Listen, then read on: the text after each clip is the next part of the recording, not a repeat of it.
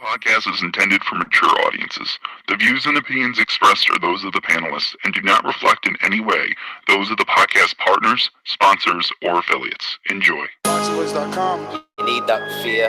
All I'm trying to do is make a stand for something that I truly believe is right. I truly believe is right. I don't want to be like you. Come on, man.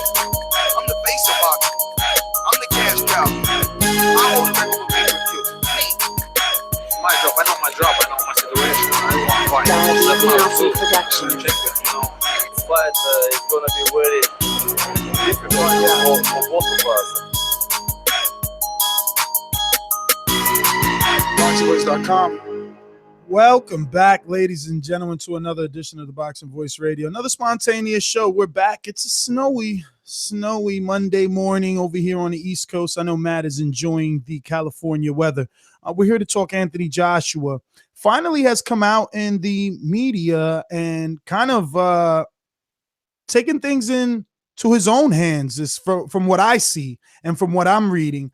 He's giving out orders and he's issuing demands, and it's up to Deontay Wilder to accept the change.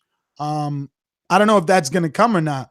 We're definitely going to be talking and taking callers. You know the number 1-425-569-5241. Press one time if you want to, talk to me and Matt about this subject. Remember, we got some interesting quotes, and I'll let Matt do that and bring it out to you because you guys will be shocked. Matt, what's going on over there in the ThaBoxingvoice production? This is a beautiful performance against a very tough guy in Michael Johnson. How do you feel about it? Fuck that. Conor McGregor. ThaBoxingvoice.com. You know me, Larry. From a wicked entrance, from a flip over the rope into a knockout. Now, when the main thing is, I just want the guy. I wish. ThaBoxingvoice.com. Yes, Hipsters here. Haters beware. And with another edition of the Wilder Voice. Welcome.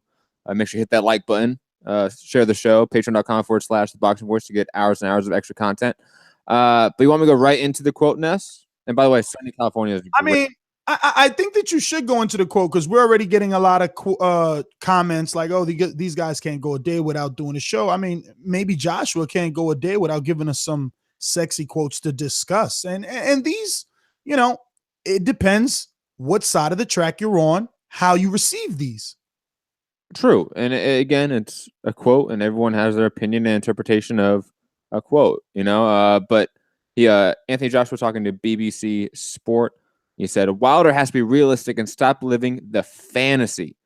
If he was serious about the fight, we do serious negotiation. If not, stop hooting and hollering because we'll just freeze him out.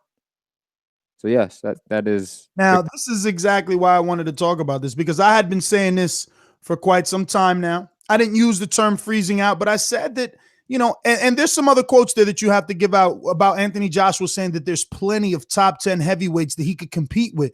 And honestly speaking, it's the truth. I was afraid that we would get here, but we are here.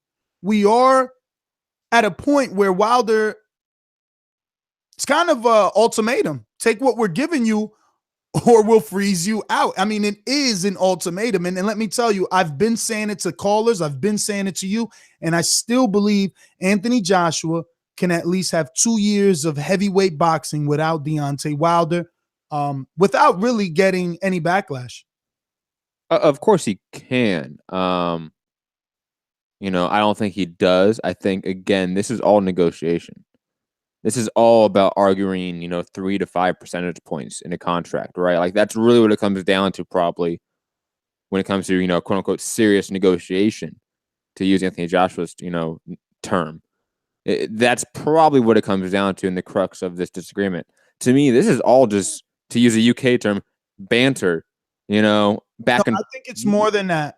Did you read the entire article? Because he goes into depth about what the offer would be and why he doesn't want to come to the United States. He said that, look, we're offering Deontay Wilder somewhere near 10 times the amount. And I remember Deontay made about 2.5 versus, somewhere around there, 2 point something versus Ortiz. So 10 times the amount is $20 million, which is on par with what Anthony Joshua makes. But obviously, you and I both know Eddie Hearn sat here on this show and told us that this is $100 million fight. We just had Andre Rozier on that echoed that same sentiment that this is $100 million fight or a $50+ million fight. So, again, the ultimatum comes attached to a percentage, no doubt. You take what they're offering, but you're still making more than you've ever made in your life. True. I don't see that quote in the article. Maybe you can find it. I sent you 2 links in the second one. Yes, sir. I mean, it could be the second, it could be the first. Honestly, I'm just reading them all. We'll pull that up while I referred or talk about that 10 times. 20 million. Well, we've heard this story before. We've heard guys. Manny Pacquiao offered 40 million guaranteed up front, and there was a portion of the fans that bitched and moaned about him not taking that 40 mil, along with Triple G. He was offered 10 mil. I want to say even 15 mil at one point, guaranteed. He said no. Portion of the fans bitched and moaned about that not happening. I think it's the same thing here. When you have this big of a fight, $100+ million fight, I don't think the B-side should take 20%. And a real fan of boxing, a fan of boxers, a fan of these guys getting their money and just due in the sport, you probably don't think that he should get 20%. So let's be honest, Anthony Joshua isn't having $100 million plus fights all the time. He doesn't have that with Takam. He doesn't have that with Parker. He has that with Wilder. And whatever UK Anthony Joshua boys out there. Oh, yes, Ness? I'm on my rant. Absolutely not. So I found it. It says, Joshua said, and I quote, "If he was serious about the fight, we'd do serious negotiations. If not, parentheses, he should stop hooting and hollering because we'll just freeze him out." We're in a position where I've got great top 10 challengers I can compete with.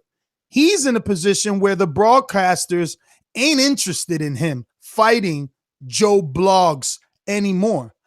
I know where I'm going with my career. If he wants to be part of this and jump on a train and come to the UK, he has to be realistic and stop living the fantasy.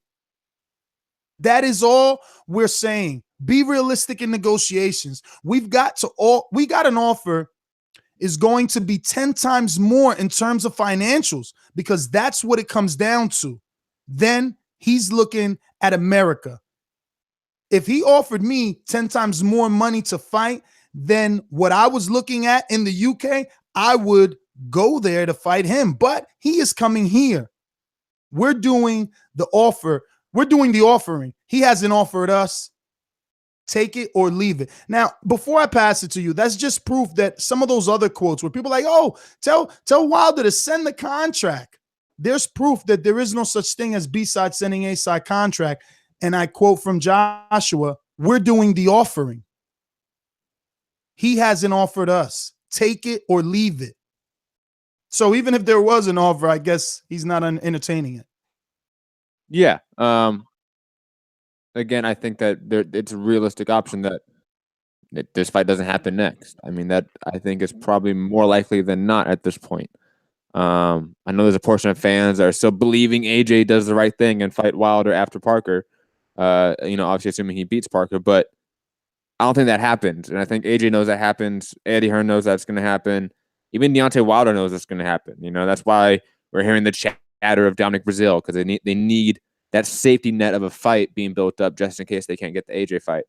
I think the 10 times what you're making, line is a narrative. It's a talking point that Eddie Hearn and team have brought up, and it's a great talking point. It's going to make every AJ protector, so to speak, chant that and say, hey, he's been offered 10 times what he made in the big fight of his career. He should take that happily. And they're going to say that, even though it has no foundational basis in the history of boxing of the quote-unquote B-side in a super fight taking 20%. That doesn't happen. Nestor? Well, I mean, look, I think that these quotes and these headlines are expected fight week or, a couple of weeks out. He's got a big fight. People are putting cameras in his face. He was doing a media workout, and this is where these quotes originated from. But I still think the messages are clear here. Wilder's going to have to get on board or miss the train. so to speak, or in the words of Anthony Joshua, really. Yeah, and I don't know what Wilder and team does. I don't know if they're gonna, relent on 3 to 5%. I don't know if they're gonna relent on 10%. I don't know what it really is. Because again, 10 times could just be a talking point. It may not be what's actually really happening. Well, it would have to be more than 10 times, unfortunately, due to the, I guess, small nature of Deontay Wilder's purse bid, right? I mean, excuse me, purses, because 20 mil just doesn't sound right for $100 million fight. I think it does. I mean, in terms of not what he actually should get, but in terms of what they're offering him for a first offer. Yeah, as a first offer. But I mean, if we're thinking Joseph Parker, didn't he land somewhere around 33%, which would put him, somewhere around 30 something million if it were 100 million pot? Yes. So again, 20% would be very low. It is a starting point. Definitely. But is it in this particular situation when you already have two separate entities saying that there is no communication, that there is no contact? In one hand, you have Eddie Hearn saying, before Shelly Finkel came out with these emails in that post-fight press conference of the Wilder Ortiz, you had Eddie saying that there was no contact. Now you have Finkel showing proof that there was, and new quotes of Anthony Joshua saying that they've been sitting down with Wilder's team since December. It's just so many conflicting stories, really, to be honest. I'm starting to not know what to believe.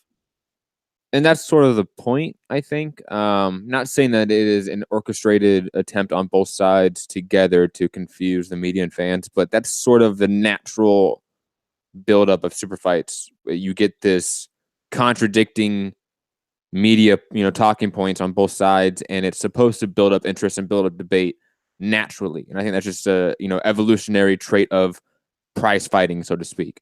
But I think until we see anything in writing, until somebody takes a picture on their phone and posts it on Instagram or Twitter of a contract, or we get actual leaked documents, we're not going to know what's real and what's not. Everything is hearsay. To take anything on face value is ignorant. To argue it just for face value's sake, for hypothetical sake, I think is fine. But to actually take it word for word on any side, I think is ignorant. Let's entertain Eddie Hearn's most recent, comments, and I'm paraphrasing here. You can find them all over the media. Basically, he wants to sit down with Wilder, and he told, I believe it was Coogan Cassius of IFL, why wouldn't Deontay want to sign with Eddie Hearn? And if you want to be right now, it does make sense. Right? Can you think of any negative reasons? Like, honestly speaking, the same route that Anthony Joshua will take to quote unquote freeze Deontay out, you tell me, Matthew, the hipster hunter, that if Eddie Hearn was not the promoter of Deontay Wilder and he did not give Wilder 3 fights in the UK, he could not sell more than the 10 to 14,000 that Wilder sells in Barclay, make more than the 1 to 2 million that Wilder makes here in the US that is being reported, not counting any backroom checks that we have no knowledge or facts about. So again, I ask you, why wouldn't you sign with Eddie, baby? Does Eddie have a track record of taking established top 10/champions from other countries and making them into bigger stars? Well, right now, what we do know is that Eddie Hearn may get some credit. I don't know how much credit you give him, but all we know is that Daniel Jacobs signed to Eddie Hearn and has a 6-fight HBO deal, which is basically unheard of.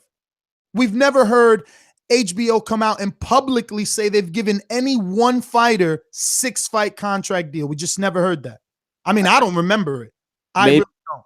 Canelo. I think Canelo had that. I've never heard them be vocal about Canelo's how many fight deal. Never. Well, I don't think HBO was vocal about the 6 fight. Was it Eddie Hearn, the one that was vocal about it? Well, it was actually Andre Rozier that let the cat out the bag. Yeah, HBO usually is not the one to let the information go. It's usually the fighter's side or the promoter side. But backtracking, I asked that question about Eddie Hearn because, you know, other than Anthony Joshua, Kell Brook, and some other homegrown stars in the UK that he has, he's never really taken another guy from another country and built them up into something they're not. Not that he can't. We just haven't seen it. Yeah, but that's understandable. And look, I get that. I get your reluctancy due to, I guess, resume, but we got to understand what we have. We have an undefeated WBC champion, knockout artist, heavyweight. You don't think that Eddie Hearn could get Wilder 3 fights? I mean, I could name 3 right now that Eddie could do quick to build profile if he signed Wilder. Dillian White would be 1. Joshua would be the 3rd, if not the 4th, on a renegotiation of a 3-fight contract. You know what I'm saying? Like, hey, baby, 1 more contract. You know what I'm saying? Who knows? I think Eddie Hearn can do great things for Wilder on the UK side, like, because that's his territory. But I don't think Eddie Hearn can do anything for Wilder's profile in the US. He hasn't shown me. I'm not sure that's true, bro. Show me that. He has not shown me that he has any sort of real pull in the US market. I'm not saying he doesn't, but he has not shown me that. Raising my hand here. If Dillian White beats Lucas Brown and Eddie Hearn signs Deontay Wilder tomorrow, Deontay does the biggest ratings he's ever done in his life. Versus Dillian White on HBO. Tell me I'm lying. Call me a liar. Hold on. You're assuming the fight's on HBO, even though Wilder... I'm assuming the fight's on HBO. Why? Because Dillian White is already on HBO. Eddie Hearn is already on HBO. And we're talking about Deontay Wilder signing to Eddie Hearn. Stop it, Matt. Okay. No. Okay, I just want to understand the logic. Yes, only because it's on a bigger network. Of course it's going to be bigger ratings than what he's done for Showtime. Not bigger ratings than all time. He won't beat his NBC rating. He won't beat his CBS. He won't beat his Fox ratings probably. It's a simultaneous build, Matt, because guess what? Like you said, he can't do nothing for him in the US. Yes, he could, because you'll put him back on HBO where the world could see him. More people, more boxing fans, more casual fans, more superstars. HBO has bigger hits in terms of series. You know, more. They have more celebrities tuned in. Mark Wahlberg is constantly a director. They're innovative. They're constantly hiring people off of YouTube. Let's not forget, Issa Rae comes from YouTube. Girls comes from YouTube. HBO is innovative. We could act like Showtime is killing it, which there are, but when it comes to networks, there's only one premier network, and that's home. Of course. But again, HBO has 33 million subscribers in the US. Showtime has 23 million subscribers in the US. So don't tell me that if Eddie could sign Wilder, he can't turn Wilder into a superstar on HBO. And that's only 1 Dillian White fight. Does he need, just for argument's sake, if Wilder went to HBO without Eddie, would he not have the same effect? If he went to HBO without Eddie, and how would he get there? Right there, that's my point. No. How would he get there? We have to just keep in mind Daniel is there with Eddie, and let's not forget Linares, Vasil Lomachenko, Peter Nelson was involved in that. Even though Bob is still on over there with ESPN and HBO are sister companies. So here's your second fight. Eddie Hearn calls good old Bob. What's the matter, Eddie? Listen, baby. Brian Jennings has been idle. Ooh. Let's get him active. Let's put him back on HBO versus Deontay Bomb Squad Wilder and get him the biggest payday he's ever gotten in a shot at. No. There's the Bob Arum ain't going back to HBO. No. You don't know that. Okay. Even better. Bob Arum has said it. Bob Arum is on record. Hey, Matt, you just fixed my scenario. Even better, because you said Eddie can't help Deontay in the US. That's how he does it. The second fight with Brian Jennings is on ESPN because he signed Eddie and they do business.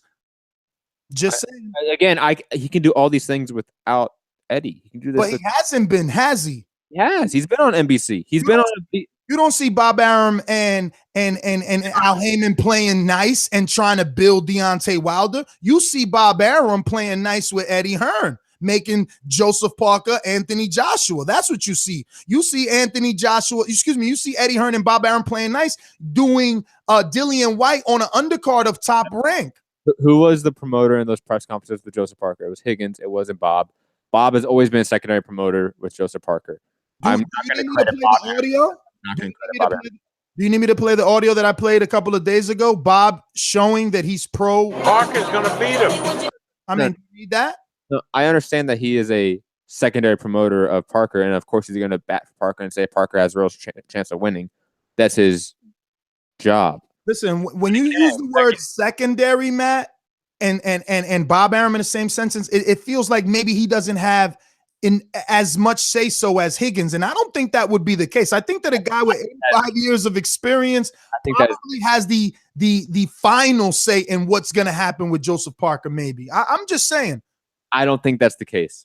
I have no knowledge. Maybe we can ask. Me neither. This is all hypothetical, but I will say this: if you're Joseph Parker and team, and you're already doing business with Higgins, why do you bring in Bob if not to get his final say? If not to say, Bob, should we take this? Because you know more than us, Mr. Bob Father. No, of course. They're definitely consulting him in some capacity, but I do not think he is the one promoter that Joseph Parker goes to, that Kevin Berry goes to discuss terms and contracts and such. They go to Higgins, I'm assuming. So look, that was a web. Let's scratch Brian Jennings. You tell me you can't play this game. You can't find another fight Eddie Hearn could give Deontay Wilder. I'll name another one out there. After his 3 Candyland fights that he asked Eddie for, Tyson Fury would be a big fight. Again, I'm not arguing any fights against UK fighters in the UK because, of course, Eddie can build up Wilder's profile in the UK. That's not up for debate. I'm arguing the US market. I don't think a fight with Dylan White in the Barclays with Eddie Hearn attached, regardless if he signed with Eddie Hearn, he would already be, let's say, Eddie Hearn would already be involved. So, but does Deontay have to fight in the United States to be a United States star? Because I'm pretty sure people in the United States know Joshua and he hasn't fought here yet. His numbers wouldn't show that. What do you mean? His viewership numbers? He's doing at least $500,000 at 5 o'clock, baby, on a Saturday. I mean, I got shit to do at Saturday at 5 o'clock. I don't know what you're talking about. Yes, we did a show on this maybe a few months ago. 300 and something thousand, you're saying? One of those, he did have a 500. Stop acting like he didn't have a 500. He had one that was above 500. Right. Why would you completely dismiss my 500 as if it didn't happen? Like, you're funny, bro. Because Wilder's doing above 800 every time. At prime time. Again. Wilder's not coming on at 5 o'clock in the afternoon, buddy. I think if Wilder came on at 5 o'clock in the afternoon, he would get more than 300,000 on average. Again, Eddie Hearn can do wonders for Wilder. That is your best assumption. It is not facts. True. We don't have any metrics of Wilder in the daytime, only in primetime, but what the facts are is this. Joshua fights at a completely different time that can easily change the amount of people viewing him. And Wilder fights at another time, which is considered prime time, where most people will view him, where they're home already. They've already had dinner. They're laid up probably in their bed or on their couch watching television with their family. So to use those metrics together is unfair to Joshua. Just saying. No, then we can throw it out. It doesn't matter. It does not matter. Talking about who we can fight with Eddie Hearn attached. Again, those fights would have to be in the U.S. because I think building up his UK profile really is only a short-term goal. That's only for the AJ fight. So if you want to do that, perfectly understand that. But if we're talking about overall making Wilder into a U.S. star, which I think he must do before he tries to go and be a UK star. And here's my reason why. We've seen the reverse. We've seen non-UK stars come to the U.S. to box and then really have no fan base to speak of. James DeGale, Carl Frampton, numerous other guys that really have no solid foundational fan base. I would say that they have. Heavyweights, baby. It's a different story. I think Wilder needs to do more here in the U.S. before he tries to be a UK star. I think that if he took your advice, he would be making a bad mistake. And here's why. There is no U.S. champion. He is that. He's got to go on the road. Put your sack over your shoulder and go over there. And let's be honest, Matt, to end this argument or to further debate it. No. I think you misunderstood. Check me out before you make me forget this. To further debate it, the next 3 fights, Wilder stays with Al, I want you to give me his next 3 as fast as possible plus purses, then his next 3 with Eddie plus purses. It just makes absolutely more sense no matter how you look at it for him to sign with Eddie. He'll make more money per fight. He'll sell more tickets per fight, and he'll have a clear and direct path at Anthony Joshua. Now you tell me, how could Heyman combat that? I think Heyman still makes the Dillian White fight next, and he'll make at least $6 million for that in the UK. He'll come back and fight Dominic Breazeale in New York, make at least $3 million, $4 million for that, then fight Joshua after that, and make $40 million plus. That's what will happen with Heyman, and that's what would happen probably with fucking Eddie Hearn as well. I don't see that's the thing. I don't think it's vastly different. Let me get some rebuttal.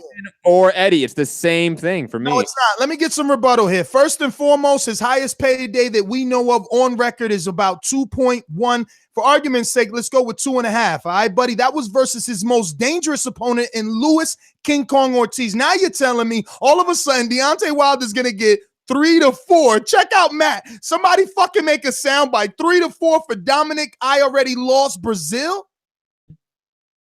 You know why? No, why? Because he'll reach a threshold. Like, it's similar to who we were talking to. I forget who we were talking to, but his name, anonymous. A fighter in PBC said that once he hit, let's say $1 million or $2 million, that's what he's getting paid. Yes, but the opponent has to merit that. You don't think Dominic Breazeale and Dillian White are pretty close? I don't think Al Heyman can pay Deontay Wilder $3 to $4 million to fight Dominic Breazeale on Showtime. You know why? Because you can pay Dominic Breazeale less than you paid Luis Ortiz. Okay, so you're saying he's going to pay Dominic Breazeale somewhere between $499,000 because Luis Ortiz received $500, so he'll pay him between $100,000. Let's say $150 because that's what Chris Arreola got to fight Deontay Wilder in Alabama. So between $150 to $499,000, and somehow the leftover money is going to be enough to sum up $3 to $4 million for Wilder. Matt, you're bugging. Yes, because we both know that Luis Ortiz does not get paid $500,000 for that. So you're saying they lied, or I don't even know what you're saying. Please elaborate. That we know that PBC gives enormous backroom checks for big. Okay, but that's something we have no facts of. What we do know is what was on paper. So again, I'm asking you, what was on paper? What was on paper, I think, is, let's say, another 300,000. Add that in there. What was not on paper, at least another $1 million or $2 million. Wait. So you're saying that Dominic gets $800K to fight Wilder? No. I'm saying he gets like 150,000, like 200,000. Nah, bro. Yeah, he's not getting paid a lot. It's Dominic. No, Dominic is an Olympian, former world title challenger.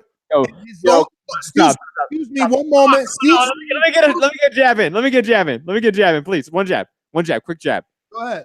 Carlo, as a champion, got paid $100,000 for a title defense. Yeah, heavyweights, man. It's a different. Don't you get it? Look, and let me tell you, Charlo as a champion got 100,000, and give me some of fucking Rusun Dies or fucking Chocolatito, whoever purses and Estrada purses, doggy. Those dudes get like 25K. Stop it. Your weight determines the market, and heavyweight is the biggest market. You know it. I know it. But Breazeale is not a champion. Charlo is, and he was on his 4th title defense. Come on, man. Like Breazeale's not getting more than 250K.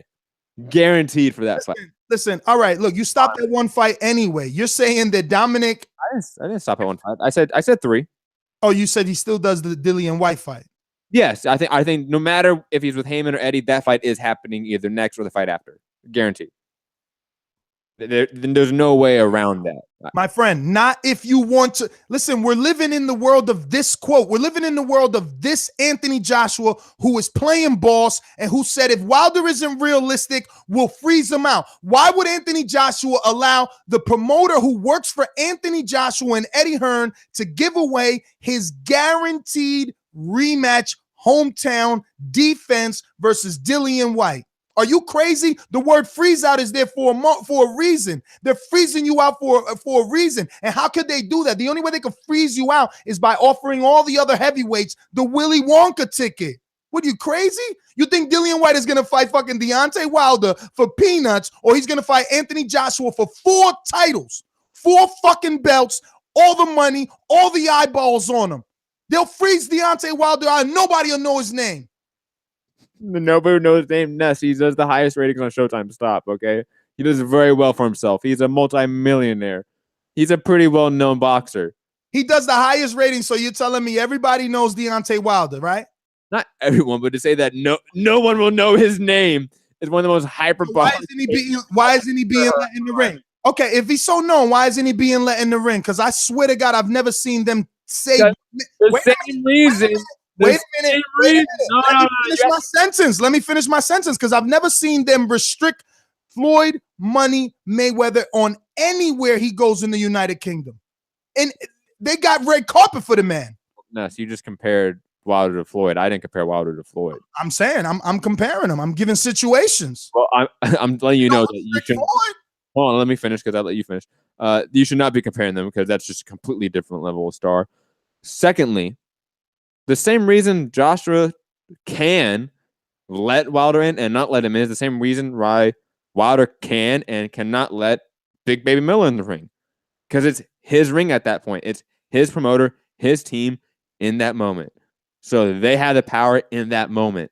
So yeah, Wilder can be a pretty well-known boxer and one of, if not the highest rating boxers on Showtime as of today, and still not get in that ring in that moment.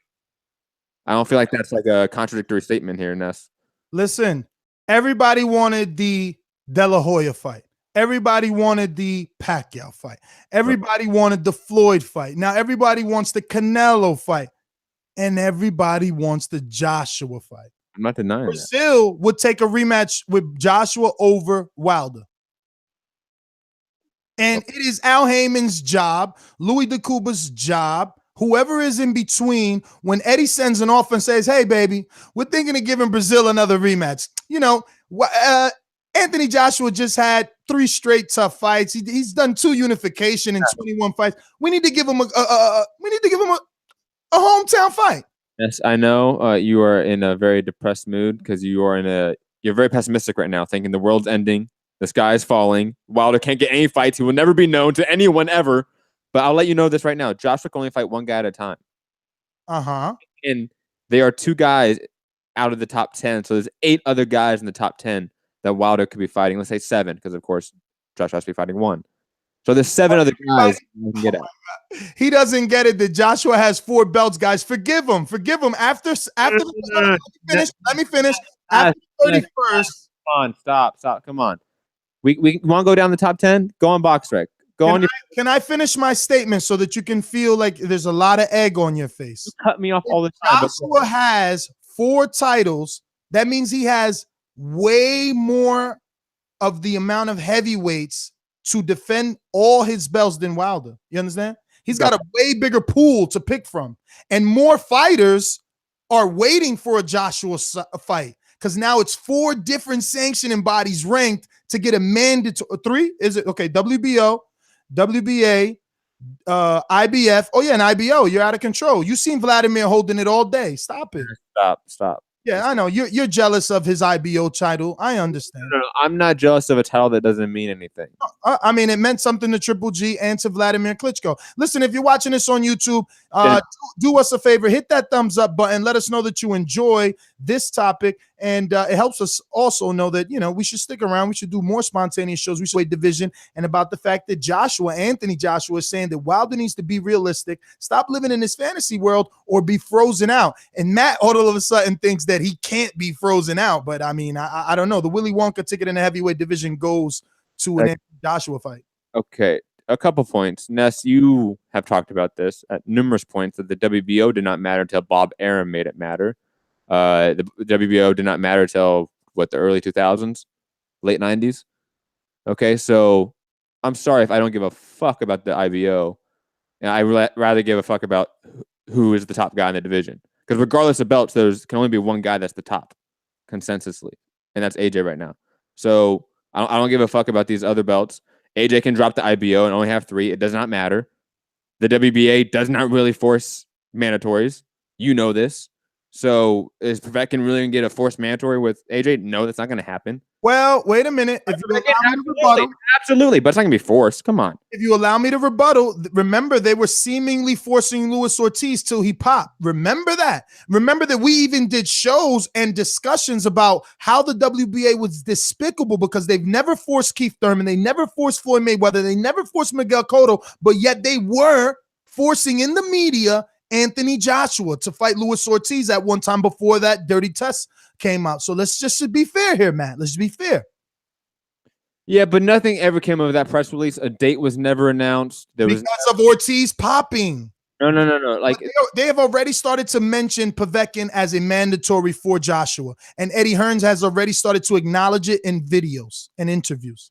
I think that's a talking point. Again, they can fight Povetkin, but the WBA is not going to force that on AJ's hand, who is the power broker in the sport. Just like Canelo can dictate whatever the WBC wants like a little bitch. You know that. Okay, Ness, I know you want to go. Talking point, Matt. That's the entire premise of the show. The word frozen out means talking point after talking point, giving the public reasons why Wilder can't get the fight, why he's being frozen. Oh, he's being bad in negotiations. So we'll just fight this guy. And I believe Joshua can do that. I'm not arguing that point. I was arguing this whole time about you saying that no one will know him. No, he can fight guys and get paid and wait a year or two. He could. It's not what he wants. It's not what we want, but he could. Unfortunately, we know that. Dude, he has a belt. He is a known commodity in the U.S. He will make money without AJ. It won't be a lot of money, but he can. That is the truth. Matt, if my statement were hyperbolic about no one knowing him, that's true. WBC champion of the world wouldn't be flying around the world trying to instigate this fight. The world will be instigating this fight. Yes. The way, similar to how the world was instigating Manny Pacquiao and Floyd Mayweather. Okay. It was the talk of everything ESPN on every major news site for as long as you could remember. Are you done? Because I can list all the champions that Wilder does better ratings than that are known in the US. So you're saying that Anthony Joshua can't live up to the statement freezing Wilder out? He can freeze him out of a fight with himself. Of course he can. Of course he has that power. That's not up for really debate. I'm talking about how if that happens, is Wilder, shit out of luck, up a creek without a paddle, is he fucked? No, that's not the case. But how isn't he if the world has already been saying he fought 38 bums, 39 bums, and he's just got his biggest win, his only win, his defining win, and now Joshua will obviously get the rest of the top tier heavyweights. Again, Joshua can only fight one guy at a time. He only fights twice a year. Yeah, but how do you, again... Mathematically, he can fight top 10 guys. What do you mean? But if you're Joshua, you will never be eclipsed by Wilder because all your fights are more significant due to the amount of titles. That is not what I'm arguing here. I'm not arguing can Wilder still eclipse Joshua even without Joshua. No, that's probably not possible. I'm saying can Wilder... How does the world know you if there's already one recognized heavyweight and his name is Anthony Joshua, and after the 31st, the world thinks he will be a 3-4 belt holder, brother? How does the guy with one belt get that? I mean, you still haven't proven that to me. He's still the longest tenured heavyweight champion in the division. Like, he still has the most title defenses in the heavyweight division. I don't know if you noticed, right? Better ratings in the U.S. than every other champion on Showtime.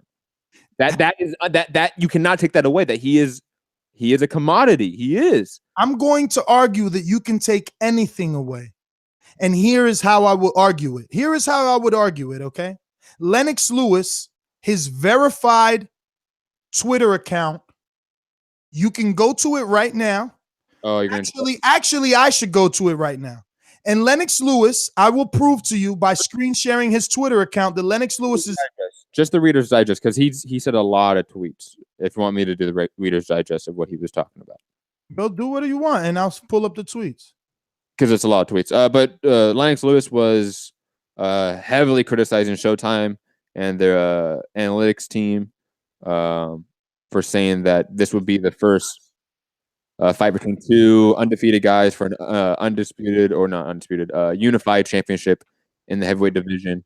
And that is just historically untrue because back then in the 90s when he fought, who was it? Was it Riddick Bowe, I believe, for the WBA, WBC, and IBF titles?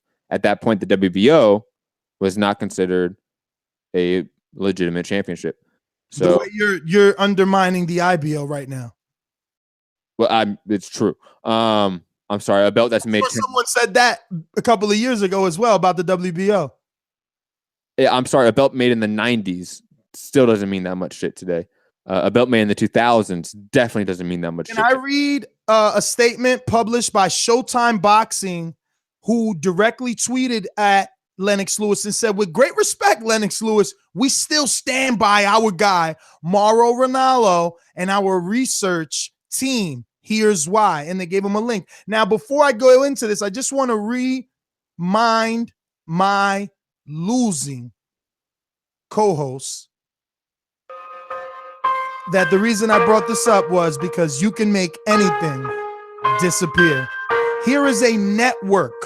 Here is a network battling on social media. It's so bad. It's such a bad argument. Because Lennox Lewis is still a known person that can still make millions a year, probably. So okay, Showtime doesn't recognize his fight as for the undisputed championship. Who gives a fuck? The guy's still known and makes millions. I'm sorry. I don't get how this is a bad argument, though. I really didn't. That went over my head. You're saying they're taking away his history, so they can. So well, they're trying. Listen, AJ, hold on. Let me finish. Let me finish what I think you're saying. Then you can correct me if I'm wrong. AJ and Eddie then can take away Wilder's not stardom, but Wilder's legacy, Wilder's stardom, Wilder's profile. They can take it away. That's not true. That's not true at all. Well, correct me if I'm wrong. Does Showtime air Anthony Joshua's fights? Yes. Who does more ratings than Showtime?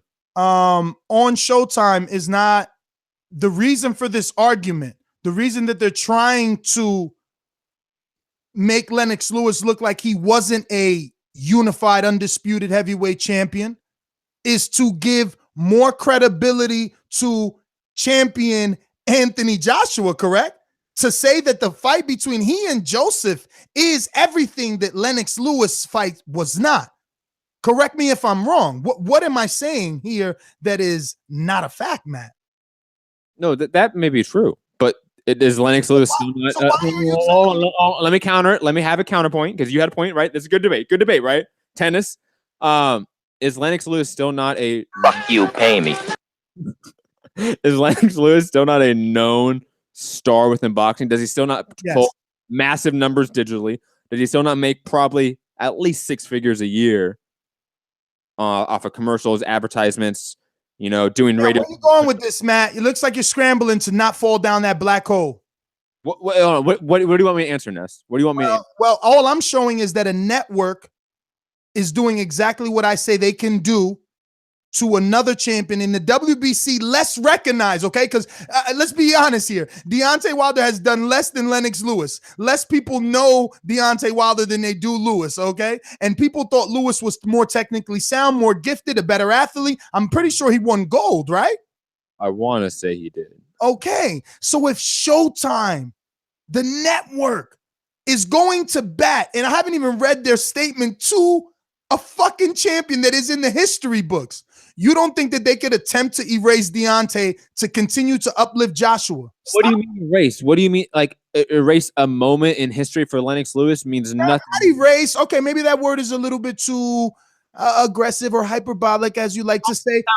You don't think Showtime will also go to bat for Wilder, who does the best ratings for them on the network? Well, not if Anthony Joshua. Remember, this is his last fight.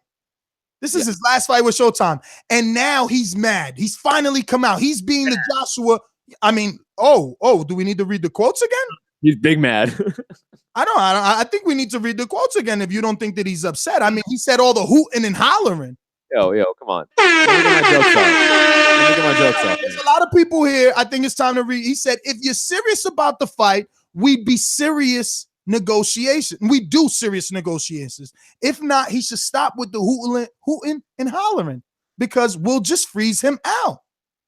I don't get what you don't get. Again, I am not arguing can AJ quote unquote freeze out Wilder from fighting him for the next 2 years. Is that possible? Absolutely. That's not up for debate.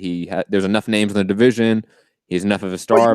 But you don't agree that he'll be having the crumbs for the next 2 years. You still think he'll have a significant career? I still think he can.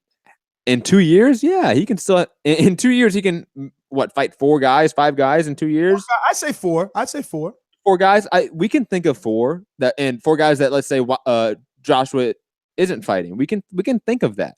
I don't know. I think it becomes difficult because with every fight, someone else moves up in the rankings, and because Joshua has 3 titles that you recognize, that's 3 separate sanctioning bodies moving a fighter closer to the Willy Wonka ticket. Again, why would anybody want to even be ranked in the WBC? You may get a Spilka or a Gerald Washington in there, but he still made over 7 figures for those 2 guys, and he still did great ratings for those guys. Let's not forget that. I think it was the Duhaupas fight that he had no supporting cast. He had no co-main event for that fight, really, from what I remember.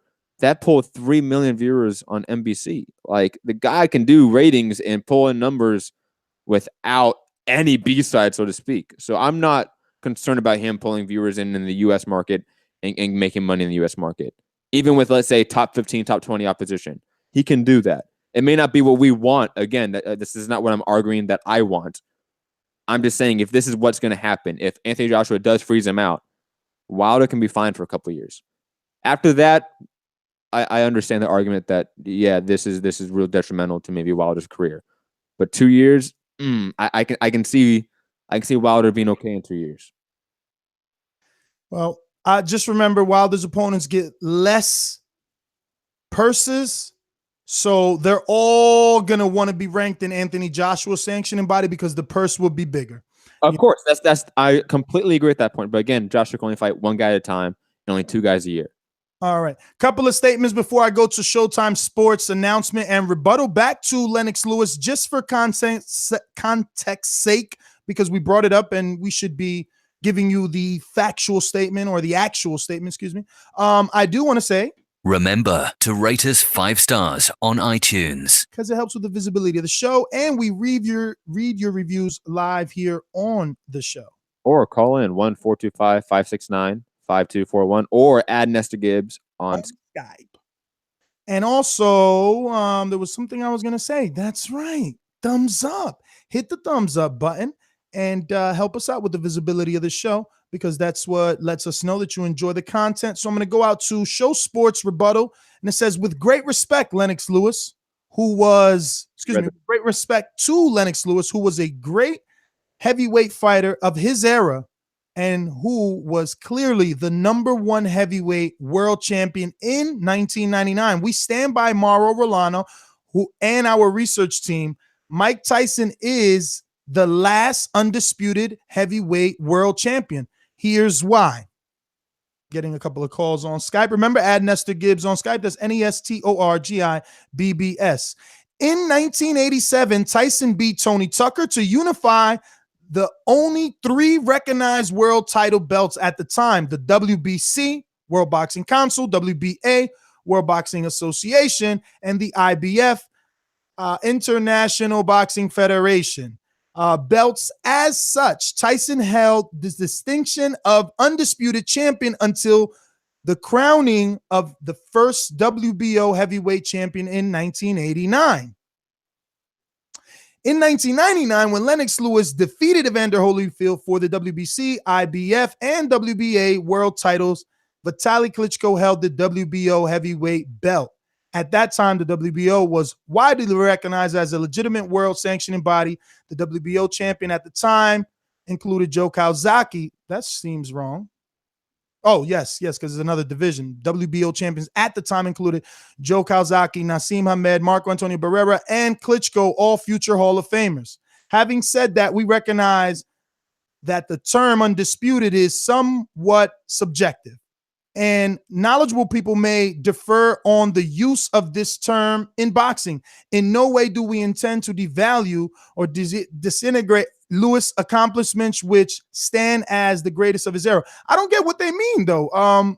If he beat him from Evander, why wouldn't he be undisputed? Evander had them all besides WBO, and then he went on to fight Vitali, right? But what was it, a draw with him and Vitali? That's what I don't remember. Well, undisputed means you have all the belts. All of them, yeah. But Terrence Crawford had WBO, WBA, WBC, and IBF. And No, I get that. But did he not fight Vitali when he had the other three? Yes. Did he win that fight, or did that end in draw? I have to check it out. He may have vacated a belt before then, because that fight was in 2003, I believe. Oh, yes. I think I seen his tweet where he said he dropped the belt, but I don't know if it was. Let me just look it up. I believe he dropped the belt at that point. And again, that was after the Tyson fight as well, because 99 was when he fought Evander, but the Klitschko fight was 2002, 2003 in LA. So I think that's probably what happened.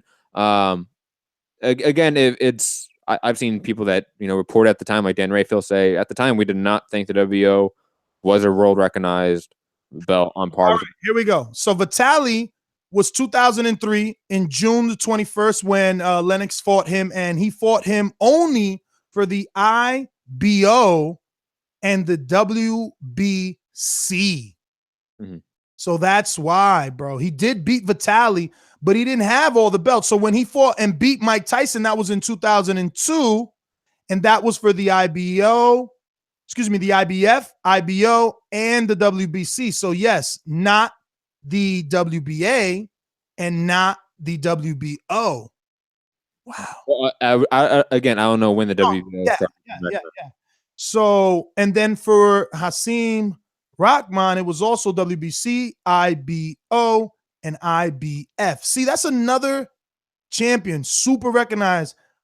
Repping that IBO flag, Matt. You got to stop your disrespect. You've never won a world title. You've never even did a fucking championship camp. Disrespecting Lennox Lewis, Gennady Golovkin, Vladimir Klitschko. And now Anthony Joshua. Little Vic Darchinyan used to rep the shit out of his IBO back in the day. Like, you're disrespectful, bro. I'm not disrespectful. I feel like putting a belt on a pedestal like that does not deserve to be there is disrespectful to the sport. But so help me understand what we just digested. I'm still lost. Obviously with BoxRec, that's why we love BoxRec, even though we're not sponsored by them. They make it clear he obviously didn't have all the belts. There was never a WBO or WBA listed in any of these fights. So in the 1960s, you had the creation of the WBC and WBA. It wasn't until the 80s, I believe. I get you now. So that's why they're saying in the article that undisputed is subjective.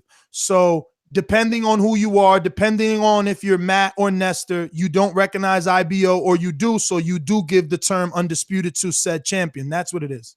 I want to say, and there's somebody out there I know in the chat or somebody that's going to correct me on this, but I want to say when the IBF started getting recognized was when Sugar Ray Leonard made that comeback in the super middleweight division, which was also created for Sugar Ray Leonard. But that's my point. It always takes a recognized champion to make these belts better. It's not making these belts better. To me, it is diluting the product. Because at one point, we had 2 champions in the division. Then we had 3. Now we have 4. Do we really want 5? And then you have like the WBU, the NABF. We have all these other belts that or sanctioned bodies that should not matter. I don't think the IBO should matter. Just because champions that we know and we respect have collected it at one point in their career does not mean it gains value. The belts do not make the fighter more valuable. The fighter and who he beats makes the fighter more valuable. That should be the number one thing. Well, what about the fighter like a Gennady Golovkin who has the IBO and the fighters that he has beaten since having them? That should legitimize the title. But that being said, it legitimizes him, not the title. Okay. Tomato, tomato.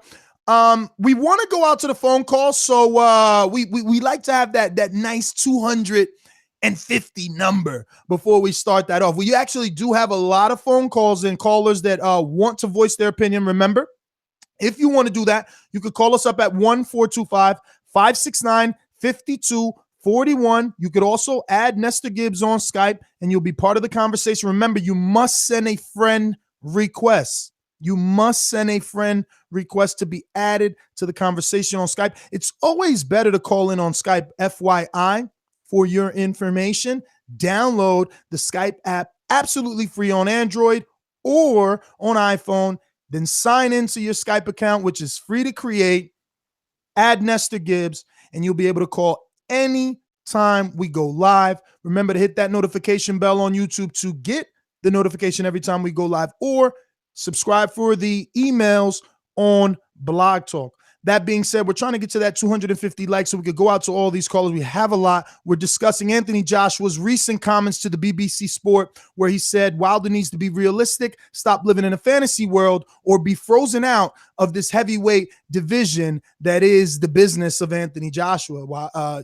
So yeah, Matt, I mean, go back. Like I said, I just wanted to mention a couple of announcements, let the world know that we do love those 5-star reviews. You want to mention maybe like Ruthie's Pastelis or anything like that as well, Ness? Well, I mean, you might as well. I mean, again, Ness, you still haven't sent me any of the information for Ruthie's Pastelis. Lies, all lies. So, I mean, you can give it a read if you want. Skype. There's a lot of calls on Skype, so we do need those thumbs up to hit that number that we need so we can get these guys on here and give us their opinion. You know what I mean? There's a lot of people want to talk about this particular topic. I mean, freezing out, that's some pretty bold words, I'm telling you. And I know Wilder fans are sweating because if they don't get the fight, like, look, what could you do? Call him a duck? But he's still going to be getting how many paydays? How many 20 millions and near million views? He'll probably sign with HBO too, Matt. I mean, you're not getting that feeling after this Joseph Parker fight. If he's successful, he might end up on HBO. I mean, you got Dillian White there. You got Big Baby Miller already fighting there. I mean, he is. He's going to HBO. Like I feel like that is, to use an Eddie Hearn quote, that's 80% chance of happening. Of him going to HBO. So Wilder is frozen out. And HBO, you know how much harder that fight becomes because Showtime is attached to Wilder. They're gonna want to do HBO pay-per-view with Showtime. Possible. And to the point of like freezing out, let's be honest, or being called a duck. Sorry, what can Wilder fans call AJ a duck? You can call me whatever you want if I'm making $20 million a year twice. You can call me collect.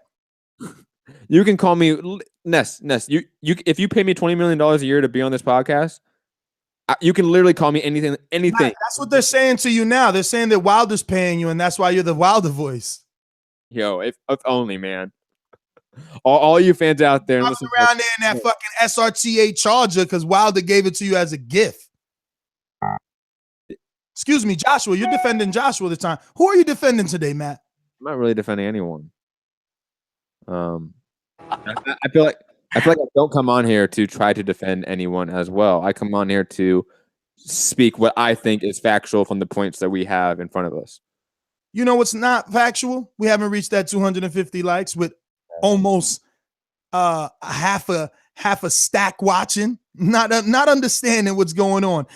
Remember to hit that thumbs up so we can get out to these callers. You're watching the Boxing Voice, #TBV podcast, anywhere that hashtags are used.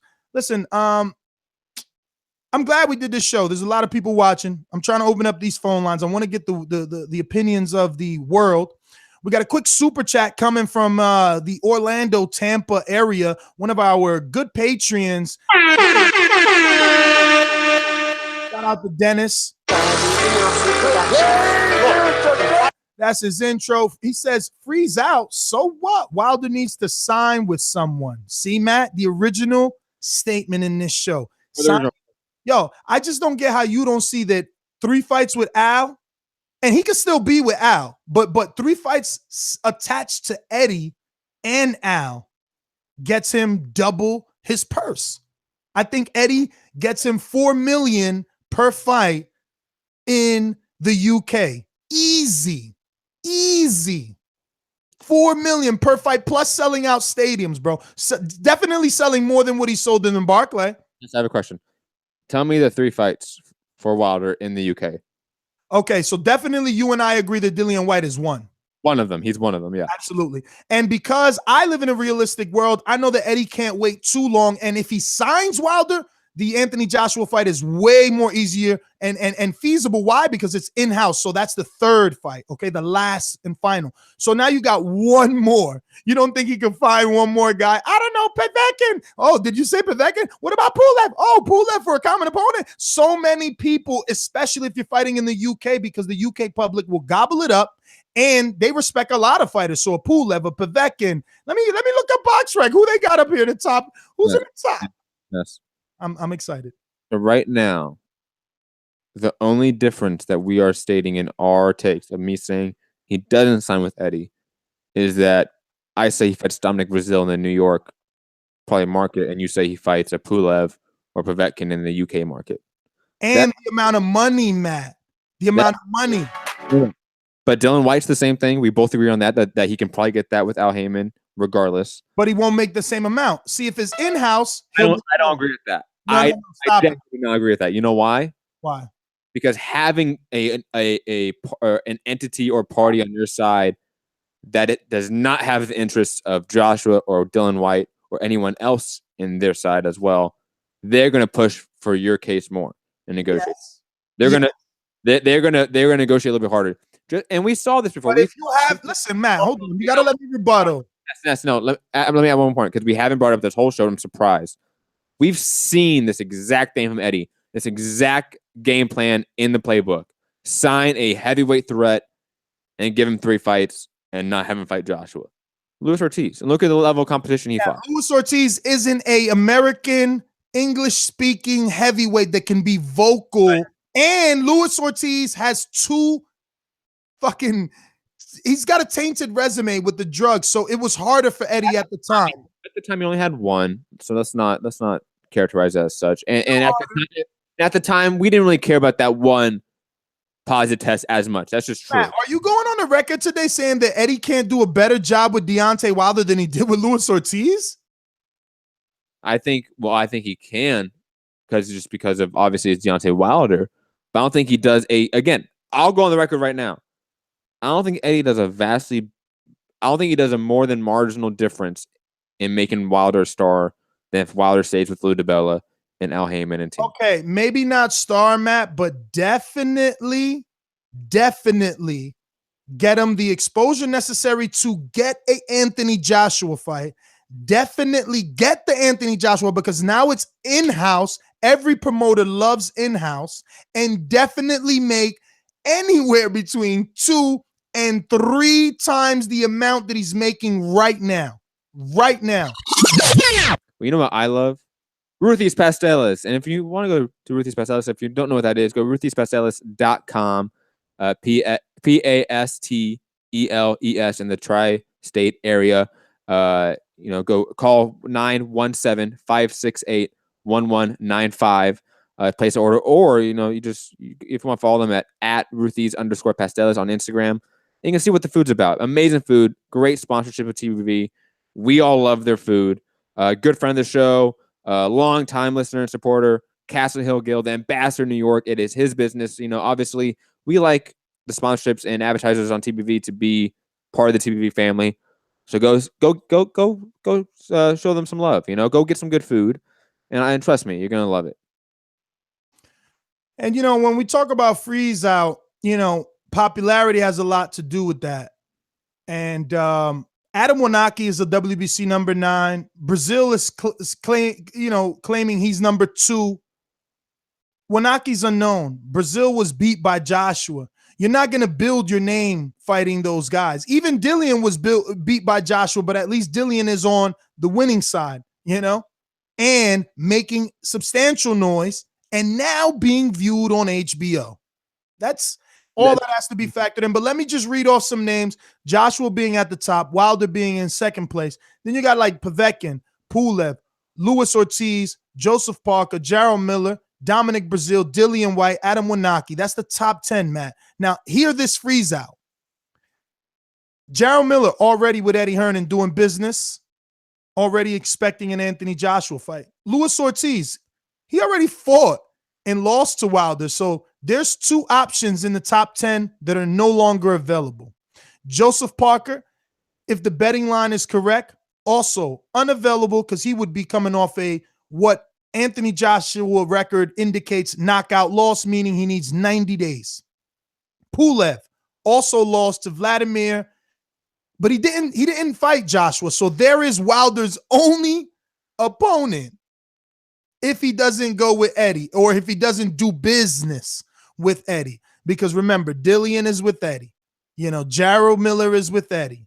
And you've even got David Price and guys like that with Eddie. I don't know, man. I don't know. I think a freeze out is very much possible at the hands of Matchroom and Anthony Joshua.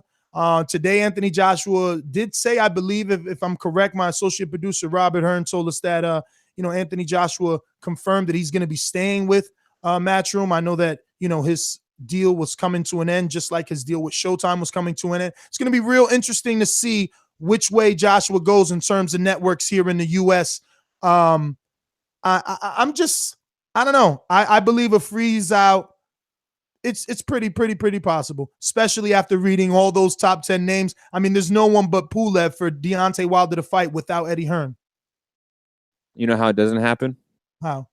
Wilder goes to the UK regardless of what AJ wants and still makes a fucking scene. I guarantee the cameras will catch it. I guarantee it will go viral. I guarantee you that will cause enough pressure from the public for Eddie Hearn and AJ to make that fight next, or at least put in a contract. Yo, you got 4 names that are sexy for Wilder. Dillian, Jarrell, both with Eddie. Excuse me, 5. Anthony, also with Eddie. Pulev and Povetkin. Those are the only 2 kind of, keep your status idled. It's not really going to boost it. Is a Povetkin win boost it? Or does it keep you idle if you're Wilder? Keeps you there. At least you don't dip, right? And even Pulev, who's only lost to Vladimir and pulled out of the Anthony Joshua fight, does your profile raise? Or does it just stay idle? Well, here's the funny part. I think it really comes to the nature of how he beats some of those guys. I think all those guys will at least keep him idle, I guess, to use your terminology. But we've seen that based off of how Wilder knocks out people, no matter who he's knocking out, it can go viral. Nobody gave a fuck about that Strickland rematch. Yet there did 900,000 viewers on Showtime. Yet that knockout went completely viral online, and it went donkey of the day on the Breakfast Club. If Deontay Wilder knocks out fucking name him, fucking Carlos Takam, who gives a fuck, right? And knocks him out in spectacular fashion. I think it does wonders. It does great things. And it may be just a thing of that the compounding nature of his career, the amount of knockouts he has, it has that Mike Tyson effect. That same thing that how Triple G got to a level of stardom of being at least some other pay-per-view draw, using air quotes, based off just the amount of knockouts he had on TV. That effect is happening with Wilder, I think.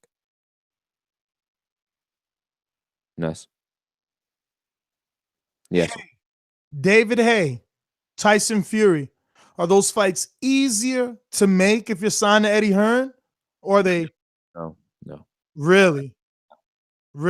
So you think Al Heyman does better business? I would say that with Frank Warren, yes, even though Al Heyman has already shown that he's done business with Frank Warren, with James DeGale and Carl Frampton and a few others, Selby, guys like that. Maybe David Haye, it may be no difference. It may be, half dozen of the other sort of situation. I don't know, man. Remember, this is Haye's second fight with Eddie. Co-promotion, call it whatever you want, but he's getting him his second nice payday right here. Haye is happy with Eddie. Again, that's why I'm saying it with David Haye, maybe. I don't think it helps or hurts. I think it's just there. With Tyson Fury, I think it may be an unnecessary burden negotiation having the Frank Warren and Eddie Hearn sort of rivalry disagreements. I think that may make negotiations a little bit more difficult and drawn out than it needs to be when Frank Warren has no issue dealing with Al Heyman. And Tyson Fury has shown numerous times that he will fight Deontay Wilder when he is fit and 100%, and vice versa. Man, we got to do a show on Eddie Hearn's quotes on Tyson Fury. They had to sit down to negotiate a possible signing. And Eddie, who we like to criticize, he did something else, man. We got to check that out. We got to talk about that in the future. We're going to go out to the super chat Thank you, Escobar Boxing, who says, and don't shoot the messenger. It's obvious Joshua's ducking now. Wilder should just go for 50-0 record. His name is getting bigger with casual fans. Forget Joshua. He's scared. Listen, we're looking for 250 thumbs up, and we're going to go out to all these callers that we got. So come on, guys. Hit that thumbs up. Help with the visibility of the show, and get this thing rolling. Let's get some callers on here. You know the number 1-425-569-5241, or add Nestor Gibbs on Skype. Remember, if you're on Skype, turn your mic off. Keep yourself muted, and do not unmute unless I go to your screen name. Matt, any final thoughts, or do we open up these phone lines? I do have some, final thoughts, so to speak, before we go to the phone lines. Especially what the super chatter just said. That is completely smart. Go to that 50-0, regardless of who it is. That's a number, and U.S. sporting fans love statistics. We love being hung up on nice round numbers to use and talk about. Regardless of if AJ is on that 50-0 record of Wilder, that will be talked about amongst U.S. casual sports fan. Regardless of whether it is, it matters or what, that's beside the point. It will be talked about amongst casual sporting fans. That's absolutely true. And that's 9 fights away. And again, let's say in 2 or 3 years' time, that's a long time to freeze out Wilder. And I think that, again, the public is demanding a super fight. The public is thirsting for a big fight, a spectacle to rally around. We've seen that with Mayweather and McGregor, and that did not deserve it. This fight deserves that. And I think some, a little time marination and the fans demanding it will do that. Again, I just think that it's the whole frozen out thing, I think, may be a talking point that may make the Wilder fans scared, but don't be scared. I think it's going to be fine in the end. Don't be scared, homie. Don't be scared, We'll homie. go to the quotes one more time. I wonder if I should put Jeffrey to say it. Let's see how bad Jeffrey sounds. I think I was going through the settings, and his name might not even be Jeffrey. It might be Adam, which is crazy. Yo, and we call him Jeffrey this whole time. About the fight, we do serious negotiation. If not, he should stop hooting and hollering because we'll just freeze him out. We're in a position where I've still got great top 10 challengers I can compete with. He's in a position where the broadcasters ain't interested in him fighting Joe Blogs anymore. Yo, should we let Adam continue, or? Nope. We can't call him Adam. I'm sorry. He will forever be Jeffrey. I'm sorry, Adam. You will be Jeffrey for the rest of your life. And I further quote, I know where I'm going with my career. If he wants to be part of this and jump on the train and come to the UK, he has to be realistic and stop living the fantasy. That is all we're saying. Be realistic in negotiations. What we've got to offer is going to be 10 times more in terms of financials, because that's what it comes down to. Then he's looking at it in America. If he offered me 10 times more money to fight than what I'm looking at in the UK, I would be there to fight him. But he's coming over here. We are doing the offering. He hasn't offered us. Take it or leave it. Now, remember, guys, Wilder is expected to be in the Principality Stadium over there in Cardiff when Joshua takes on, and when Anthony Joshua takes on Joseph Parker in front of 78,000 tickets, I believe Eddie Hearn was saying all yesterday at the Dillian White, fight week and stuff. So that is impressive. 78. He continues to be a sell-out draw. That cannot be argued. Listen, we're going to go to our sponsors. The callers. Before we get to Matt and his message, keep hitting that thumbs up. We need that 250 to go out to the callers and the sponsors. Go ahead, Matt. I mean, are you sure you don't want to wait till 250? I mean, I can still ramble. I was actually just going to go because I don't want to, I'm going to just go out to, so there's a lot of people. We need to get this thing going and hear some of the thoughts of the public. That being said, though, hit the thumbs up anyway because you appreciate what we do around here. We're just going to go to these sponsors and jump out to the callers. Remember to mute yourself if you're on Skype or if you come on Skype. And if you want to be on Skype, you must add Nestor Gibbs. That's NESTORGIBBS. And then we can add you to the conversation, and you can call us up at 1-425-569-5241. Press 1 time. Yes. Oh, thank you, Ness. Very quickly, because PSK in the chat saying, Matt, you'll get to 250 plus likes once Ness can say Cardiff properly. Cardiff properly. It's not Cardiff. It is Cardiff. I said Cardiff. Just making sure. My car drifts when I had a rear wheel drive, though. Whoa, you okay there, Ness? These calls are brought to you by El Camino Electrical Services, experts in electric vehicle charging stations. For consultations and turnkey installation, visit us at elcaminoelectricalservices.com. We're going out to Paulie in Pontiac, Michigan. What's going on, Paulie? What's up, man? What's up, Ness? What up, man? What up, homie? Listen, man. What is this dude talking about being froze out? I kind of get the froze out thing, but as far as be realistic, what was the last thing we heard from Wilder as far as the negotiation? Didn't he say he was cool with like whatever, long as he get whatever in a rematch? Like, they making it seem, he framing the narrative like dude being difficult or something. You know what I mean? Like, well, that's basically what it sounds like. It sounds like he taking notes from Eddie Hearn, framing narratives that Deontay Wilder is being a diva. And it don't even sound, that don't even add up. My thing is, I don't care where Wilder or any of these guys get their money from. It's all about getting that bag. So whatever type of deal bro got to do, get his bag, take care of his family, I'm down with whatever. But my thing is, just framing the narrative. Wilder done said over and over and over, just make the fight. Just make the fight. Then Joshua come out talking about they've been talking to the back and forth for the last few months. But then dude said this the last time, Shelly Finkel said this the last time we heard from him was in November. So somebody lying, man. So it looked like to me, AJ taking notes from Eddie Hearn. I ain't knocking AJ on getting his bag. Me personally, I can see the fight whenever. They ain't got to fight next. I'm not in control of these dudes' bag.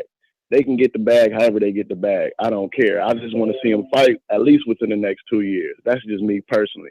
But the question, what was the last thing we heard about Wilder as far as negotiation? Didn't he say it was cool? Like, I mean, he said he's not being a diva, right? I'm asking. He said he would take whatever they give in the first, but that's still him kind of making the terms, dictating how things are going down. It's like, I don't want 50-50, but give me what, like, he's still dictating it. And what Anthony is saying is, be realistic. I'm the A side, or we'll just freeze you out. But he say be realistic, but then say send an offer. This shit don't make sense. No. He didn't say send an like offer. Saying dry water. No. He didn't say send an offer. He didn't say send an offer. His exact words was, I thought, wasn't AJ quoted before saying send an offer? Not this last quote. I'm talking about before. Yeah, but this is now. That's what that I'm was saying. then. How he gonna tell him to be realistic? If you the boss, if he the boss, he making the move. Nah, but that was then. This is now. Remember, that was probably before they sat down in December. The only way he could know that Wilder's not being realistic is if he sat down with him already. Straight up. I got it. Well, yeah, I don't know what's going on, man. My thing, like I said, I just want to see the fight. Let these brothers get that bag. It do look like AJ scared, though. I ain't even gonna lie, man. That brother looks scared. I hope Deontay Wilder do like Matt said and make a scene in that motherfucker. But shout out to y'all, big homie Ness, big homie Matt, man. That's all I got, bro. Thanks Paul. Paulie, great call. Thank you for calling in. We're going to go out to the Skype machine. We got Scorsese was the first guy up. Talk to me.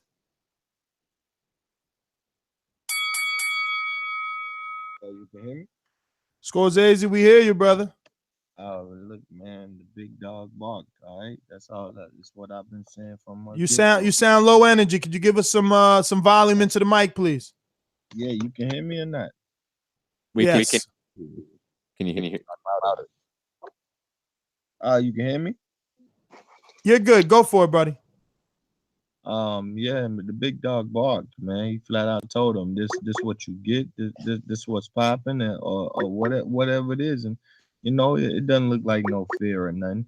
it looked like Wilder either gonna have to take it or leave it. Like it is a possible freeze out, and don't nobody want to see him get froze out. We want to see him get an opportunity, but it's always the sanctioning body, bro. Make that man drop a title, and you can really tell people he was scared of you, right? Go be a mandatory like Kovalev did, but don't duck out like Kovalev did. Like if Joshua, what is it? Wilder made 2.5, and if he get 15, that's like a 500% purse increase. If Joshua get 85, that's like a 450 purse increase. So if it's 100 million, 85, 15, do that not sound fair? Like if that's what the A side tell you, and you getting the 500% purse increase, I'm shutting my lips, man. I'm taking it, and I'm going to whoop somebody's ass. If Wilder ain't about that life right there, you can't be telling I don't know your nobody. math, bro, but 15 mil ain't no 500% increase. No. He got 2.5. Listen to it. He got 2.5 before, and if you get 15 million, that's a 500% purse increase. Joshua make 15 million. He get 85. That's a 500% purse increase. I mean, that's like 450, 460 in there. So it's all fair. Like if Joshua really say, I'm not going, he said, I consider Deontay Wilder a risk, and I want to get my max money. If he choose to do that, man, that's what going out there getting that popularity and getting it popping early do for you. So would he be scary if he said, whatever you get percentage wise increase, I want to be right there with you? Would that seem scary, or that just seem like what the A side can do? I respect the brother that stand on the position where he at, and I would also respect Wilder if he go try to knock that position the fuck down any way he could. You see what I'm saying? But that's my call, man. Jake, you're up. Yeah, I agree with the at the end of the day, if it's a 60-40 split or even 65-35, if they get that split, at the end of the day, Wilder's going to make more money in margins than Joshua. Does that not make sense? Well, I mean, Anthony Joshua was talking about freezing Wilder out, not about percentages. So yeah, but that's more about all the stuff that Wilder's been saying in the media the last year. At the end of the day, if Wilder's going to be mad at anyone, he should be mad at his own promotional team.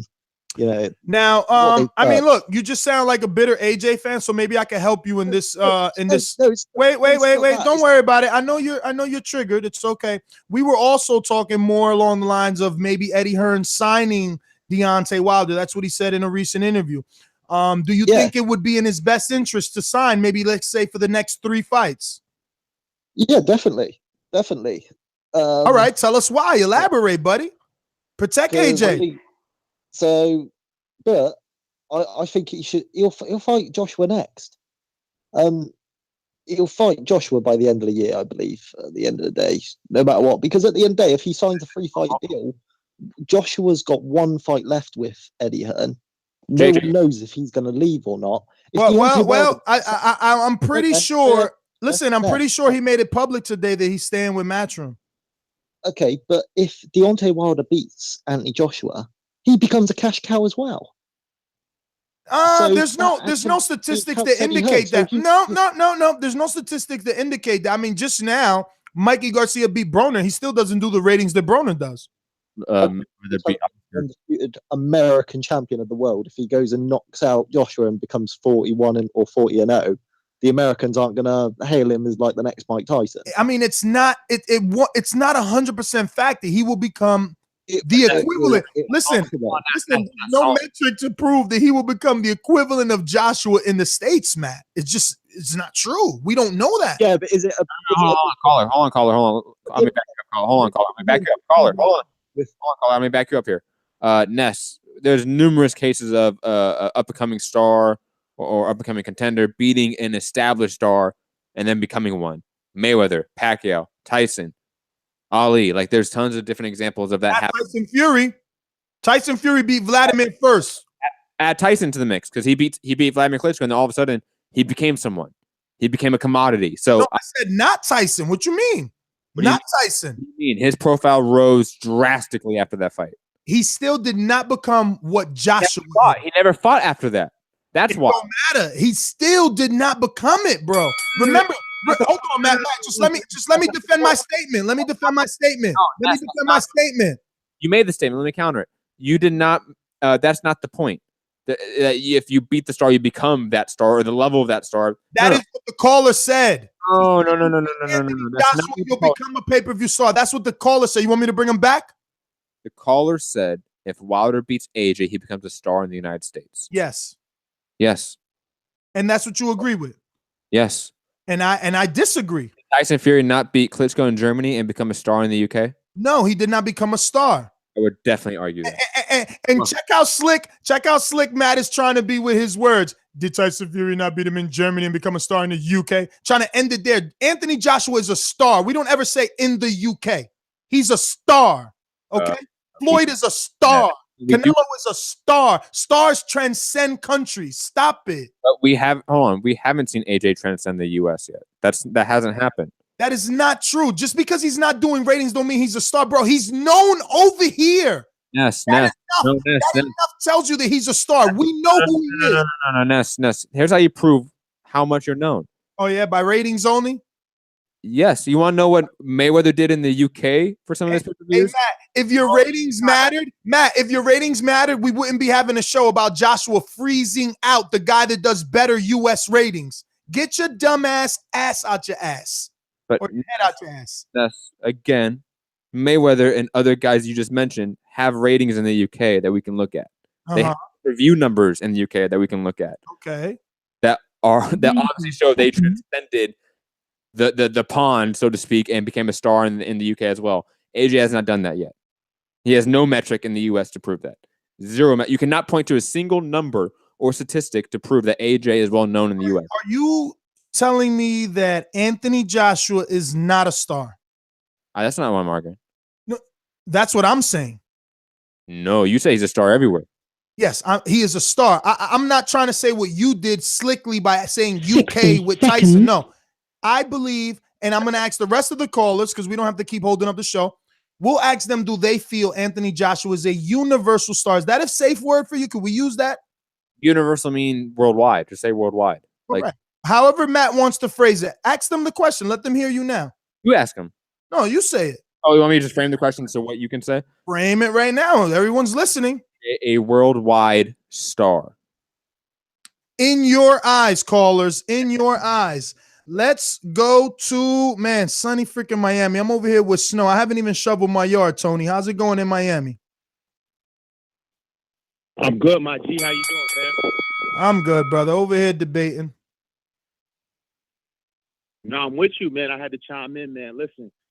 10 seconds. But I feel like we got to set a couple things straight.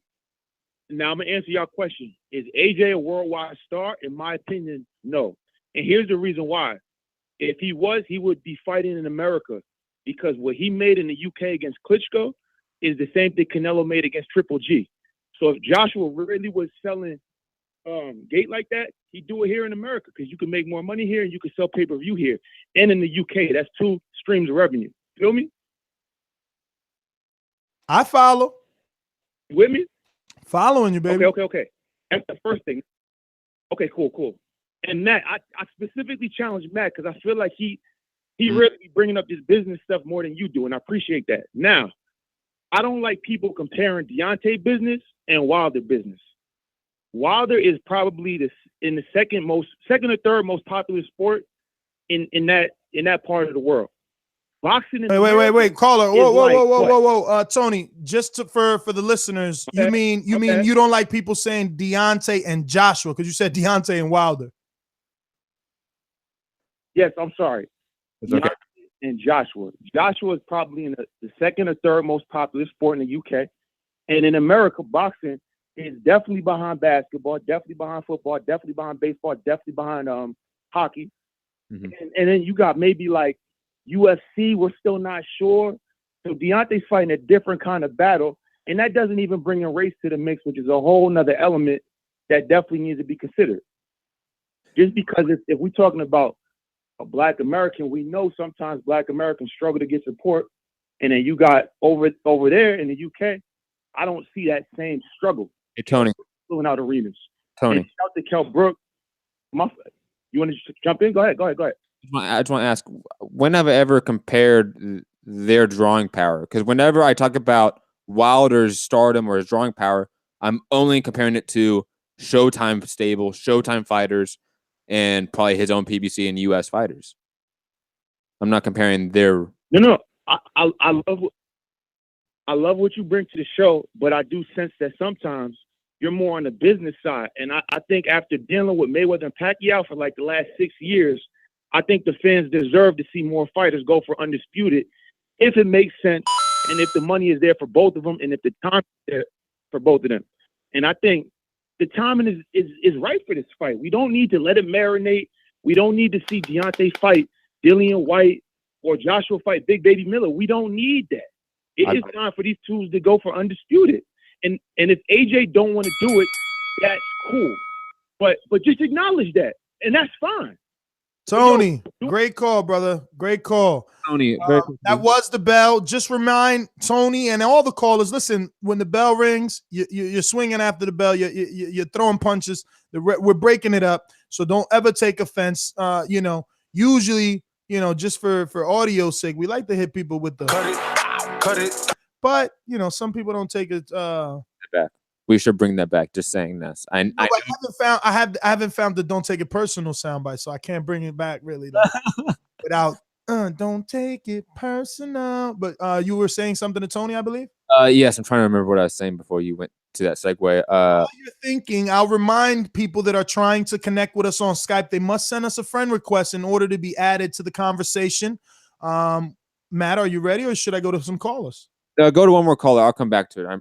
We're gonna go out to who's next. I think my good friend from. Well, I remembered. Before I remembered. Talking about the Mayweather era, we're coming back from that, and how we shouldn't talk about the business side of it. And I know that's not what he said. He didn't say we shouldn't talk about it, but that's what I get from what he is saying. That we should not be really giving light to how the business side is going to affect big time fights like this. And I agree, Tony, that the fight with Wilder Joshua should happen next. We all know that. But we also know that the business side does affect the game. We don't hate the player, we hate the game. And right now, the system has not changed since Mayweather Pacquiao. The fans' perspective, especially the hardcore fans, have definitely changed. I definitely agree with that. But the game hasn't. The system hasn't. So the system will keep allowing business to dictate prize fighting, because that's what it is, prize fighting, unfortunately. But we can go to the caller. All right, we got to go out to. If you know like I know, you should lie low. Killer, I used to get it in Ohio. What's up, fellas? Man, oh man. Yo, these last couple of shows that really got up under my skin, man. And it's not, and it's hard not to go crazy when I hear, as soon as I hear somebody with that silly ass British accent or UK accent, I know they're about to say some stupid shit. For the past couple that's you're generalizing there, stereotyping a little bit. Okay, my bad. But we had one. Remember, we had one UK caller yesterday that was a Wilder fan. We had one. And we actually got a couple of callers, not even Robbie. There's a few that see past the bullshit. Man, look, man, they talking so much business bullshit and all this other irrelevant non-boxing shit that it's getting to be silly, man. Like the one cat who called from Barbados the other day, man. Yo, man, Ness, you was trying to restrain yourself. You was trying to be so impartial, and it was hard. He was sounding so stupid. It was hard for you to be impartial and for you not to show your true colors, man. And I get it. But, man, look, man, I'm about to become a boomerang just so anytime these motherfuckers call in, I'm calling in right after. I'm going to keep calling, man. I'm about to be at all these motherfuckers next, man. The shit is getting stupid. Man, look, I'm going to throw him some. I'm going to throw him a bone. The only thing that makes sense for Joshua to do if he's not going to fight Wilder, if he's really about getting that bag, he'll fight Fury next. Get that real big bag with Fury. The next biggest bag after that is Wilder. There's no denying that is the next biggest bag after that. Every other fight, yeah, he gonna make 20. But off the Wilder fight, he gonna at least make 40. At least. I mean, this is facts. So it's not really about getting that bag either, if y'all really want to be real. So that's my call, man. Hey, Matt, I mean, this is totally off topic, but it did come from the chat. Unfortunately, I can't credit the source because I don't remember, but someone in the chat said, yo, Floyd, and I hate that it always revolves back to Floyd, but, they always say they'll love me when I'm gone, and I think that I'm loving him now since he's gone. He brought that all-around fighter to us. He would tell his opponents, I'm kicking your ass. I'm going to fuck you up. Like, you a C-class fighter. Like, what didn't Floyd, when was he, like, he was respectful after the fight. He was shaking hand after, but he would tell us what he's going to do to everyone. There was never a moment of doubt. Never. Never. He was a star. I mean, and he was a mega star. I mean, Floyd was the highest paid athlete in the world a couple years. Think about that. Think about the amount of superstar athletes there are in the world. Mayweather got paid more than all of them. Okay, like the guy was a one of a kind. We will never see anything like Mayweather again. So even though he is, stop lying. You know who else tells people he gonna fuck them up? You know who else? Bomb Squad. Yo, I need like a fanboy soundbite. I can't help it. I don't know what that soundbite would be or sound like, but I need a soundbite that represents what a fanboy is. Let me find one for that. We can go to the next call. We got a bunch of callers. We got a super chat. Rod now says AJ isn't in his prime yet. Not 25 fights. Future. Fire emoji. Stop eating on the show. I'm professional. And secondly, I got some Skittles over here. I am surprised it's not peanut M&Ms. Secondly, AJ is 28 years old. If he's not in his prime, I mean, you're what? Oh my God! So now Matt is equating prime to age again. Here he goes again with this bullcrap, subjective ass arguments that Matt has. No. Can guys not have a run or a career renaissance in their late 30s or mid 30s? Absolutely. Can guys have a longer prime than others? Absolutely. But physiologically, you're not a full grown human adult till 25 years old, and technically speaking, your athletic physical prime is 27 to 32 years old physiologically. Ask any scientist or doctor, they can tell you this. Matt is gone. Let's go to Coach Mitty. Talk to me. UK, stand up. Back me up, Mitty. Mitty, why don't you have an intro, bro? I feel like it's been like 2 years at least you've been calling.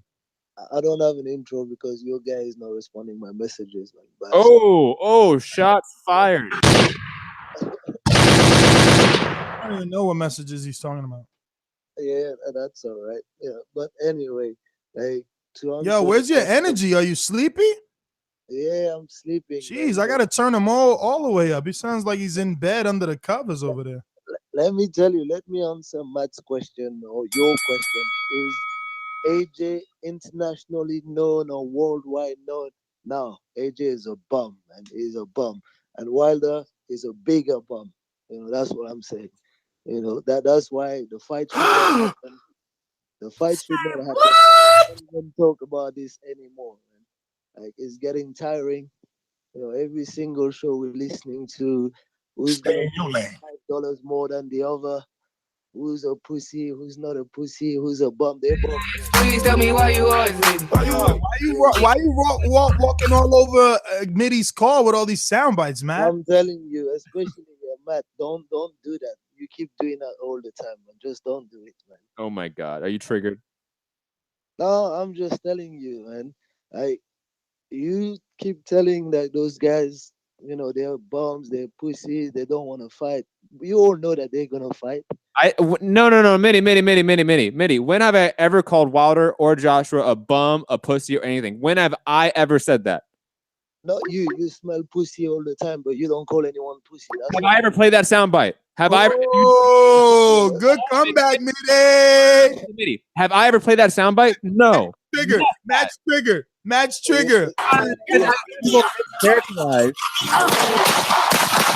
Hey, Mitty. Are we gonna screen record Matt today? He seems a little triggered. You look Yo, at come on, Mitty. Mitty, you're my friend, Mitty. So that's why I'm upset when you call in and lie. Stop talking over him. His call is still going. Jesus. Relax, man. Relax. Are you gonna keep lying?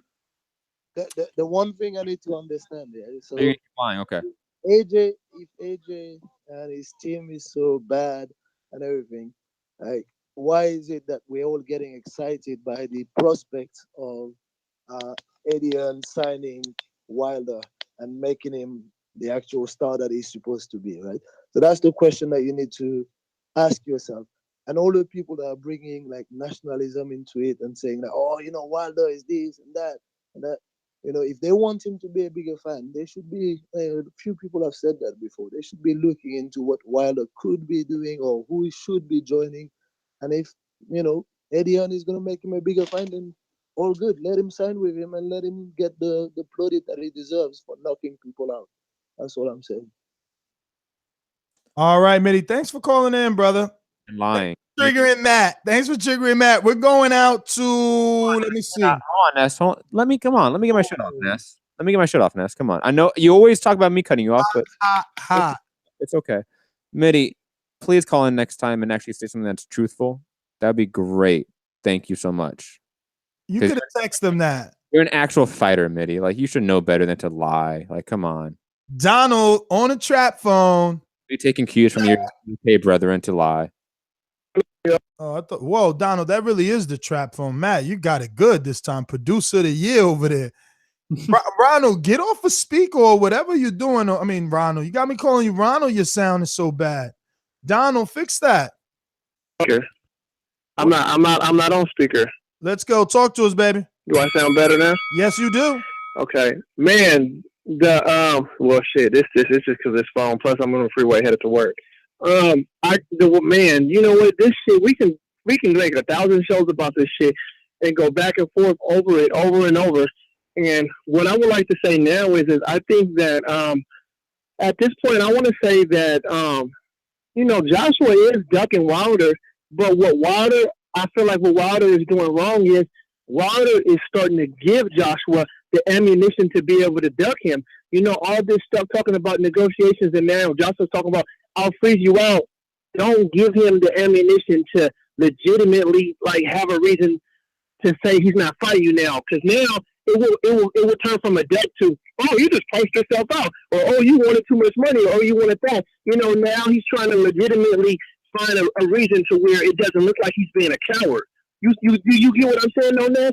Doesn't it look like that's what Joshua's trying to do? He's trying to find a reason to not fight Wilder, but at the same time not look like a coward doing it. Like I said before, Wilder, he needs to knock all them fucking roadblocks out of the way. Everybody that's going to be a roadblock or that will be a roadblock from now or later, he needs to get all that shit out of the way. Everything that Joshua's going to put in front of him, he needs to move that shit out the way. That way, he can't have nothing to say against him, nothing to hold against him, and just fucking make the fight. But like everybody keeps saying, me personally, I think Joshua should just come on out and say, hey, look, I ain't ready for the fight. We'll talk about it later on. I'm not ready for the fight. And then that can stop all of that. He doesn't want Wilder to come in the ring and embarrass him. I get that. So if you don't want Wilder to come hooping and hollering and try to come get in your face and come get in the ring, just go on and flat out saying, hey, look, I'm not ready for the fight yet. That will stop all of that. That will stop you from being embarrassed. That will stop you from being called out. That will stop Wilder from chasing you. Just say it. If you want the monkey off your back, say you don't want the fight right now. That's all you got to do, Joshua. And then that kills it, That's what I feel about it, for real. All right, Donald, thank you for calling in. We're going to keep these phone lines moving. We're going to try and get through a few of you guys without any interruptions here. We're going out to Boston, Massachusetts. I know you're feeling the storm, Georgie Porgy. Yo, first of all, let me say, I don't play Showtime to see you all there not even putting a goddamn motherfucking effort. If I want to see some motherfucker just fight, I pick up a fight with somebody in the street. Don't need that shit. You don't love that form I do? Just move along. Gone. Fuck you. Next. What a great show. Thumbs up, donate. Hey, yo! What's happening, people? who's getting beat up tonight.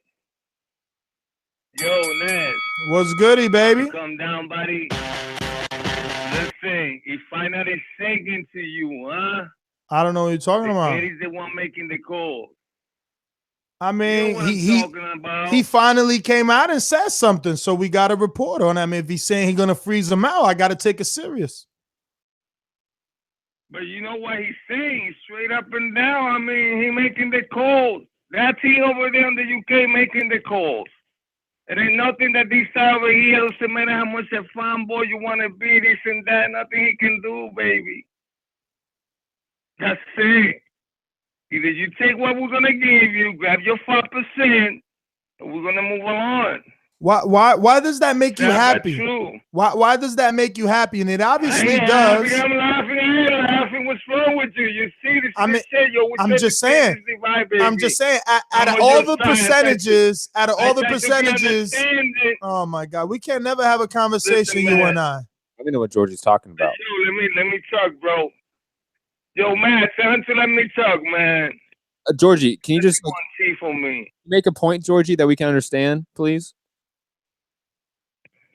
Well, the first point you calling fucking media liar, you're out of your league, baby. You can fuck with me. That nigga's a Kryptonian, baby. How the fuck you gonna try to discredit me? I'll be 100% honest. The only word I understood was Kryptonian. That's the only word I understood in that entire sentence. Yo, shout out to the super chat. Anthony Wade said, get this meth head off the line. He paid to say, get you off the line. Yes! Hey, at least they pay, baby. At least they pay for that. But yo, this is my call because this motherfucking hating on 4G like always. So, Georgie, don't go, Georgie. Georgie, don't go. You got a whole fucking minute left. You gonna let Anthony punk you like that right on fucking TV? Come on, man. Listen, bro. Let me support my fighter, then let me support AJ. USA for AJ, baby. We like, dude. What's wrong with that? Yo, you better be like Danny. AJ here in the United States. That's right. What's wrong with that? We do. Listen, let me help you. Wait. Georgie, let me help you call a little bit, man. Let me help you call. So if Wilder signs with Eddie Hearns, do you believe that he makes 2 to 3 times more money than what he's been making here? Because Matt disagrees with me. Baby, I'm going to tell you a truth that is going to break your heart, but I'm going to let you in. 50% of OJ haters I created because of you and people like you, Ness. What? That's the truth, baby. Yo, I wish my popularity was that big. You're responsible, you're responsible for half of the tsunami. Half of the tsunami of hate, and the other half is responsible himself. Because when you listen to AJ talk, it's like they prep this dude. And when AJ talk, you want to be AJ. You want your mom to marry AJ, your sister to marry AJ. When you hear Wilder talk, it's like this nigga always try to let me know that he can put work on me. And I don't like that shit. That's how he come across. So personality-wise, maybe that's night and day. Not even a competition. All right, you punching That's after my the goal. bell. I'm out. Everybody's full. Cut it. Yo, you know what's the craziest thing? Yo, hold on. I didn't even get what he meant. Yo, for Georgie. Here's for Georgie. Because I can't understand that either. I couldn't understand either of those things. So you don't understand Georgie or the soundbite? No, I don't understand either of them.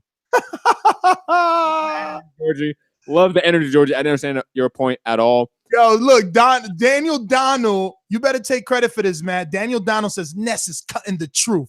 Like if I cut off Georgie with the cut it soundbite. First of all, Georgie went past his 3 minutes and Matt played the sound. He has his own soundboard, okay? What kind of a studio, what kind of a fucking podcast would we be if he didn't have his own freaking soundboards over there? Yeah, come on. You're serious? Let's go out to Skype. We got a lot of callers out here. Let me see who was next. Is it? I think it's Marius. You're up, right? Marius, first time caller on Skype. No? Maybe so. Marius on Skype. Am I pronouncing your name all wrong? No? Looks like it's Marius. Marius going once. Yeah, man. Oh, talk to us, buddy. Where you calling in from? First time caller? Yeah, man. First time caller. Where you calling in from? I'm calling in from Bucharest, man. Where's that? Romania, Europe. Woo! Thank you. Yo, listen, every time you guys call in from all these different countries, it just melts my heart away. It makes me know that I'm doing God's work. So, Marius, take over. Cool, man. You're doing a good job putting pressure on the guys. I think there's something that no one's thinking about, and the fact that Anthony Joshua it's in his last year of contract with Eddie Hearn, and I think Eddie's worst nightmare is that Deontay's right hand man. Deontay has one of the best jabs in the business, and when that jab comes, and that right hand is gonna smoke Joshua, man. Period. That's all I got, guys. Marius, thanks for calling in. Matt, let's go full-blown conspiracy here. Ooh. What if he doesn't sign back with Matchroom? What if he goes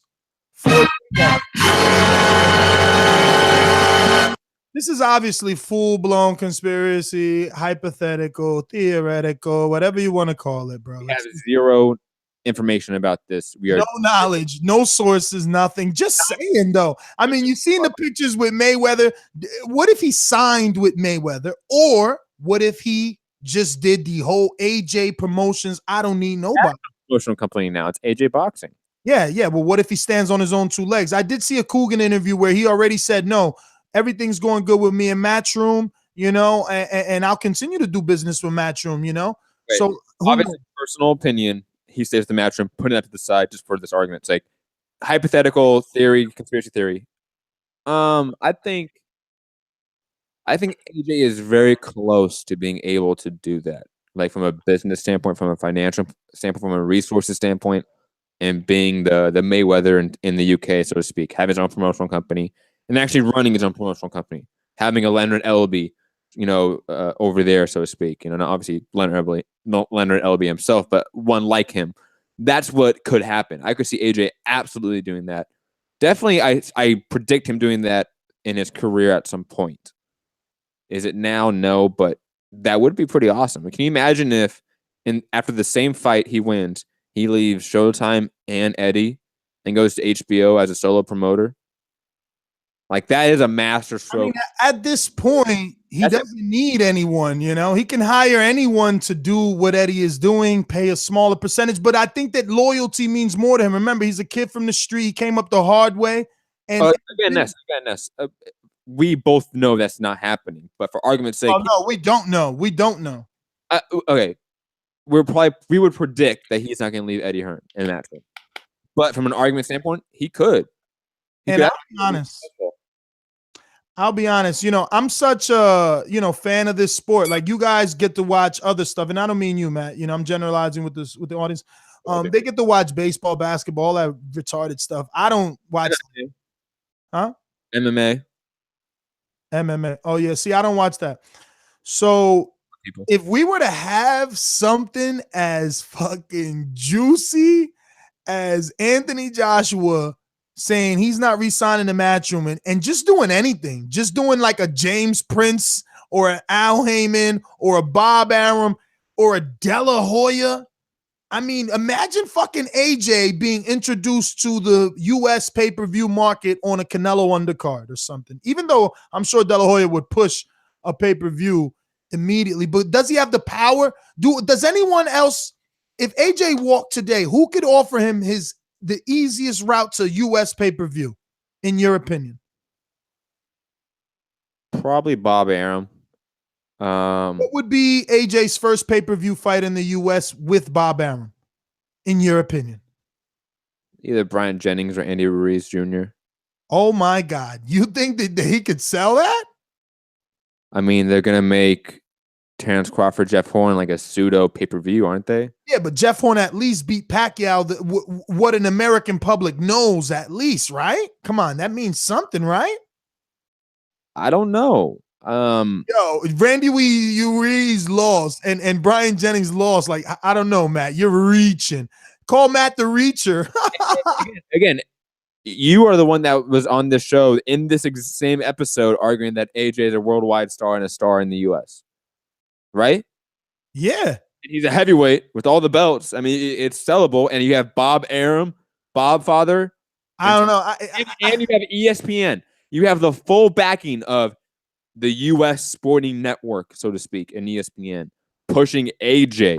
How many fights does how many fights does that Golden Boy Chinese heavyweight got or Japanese do? The 7-footer, not the one that I know over here in the East Coast. The other one, the Dong. I think his name is.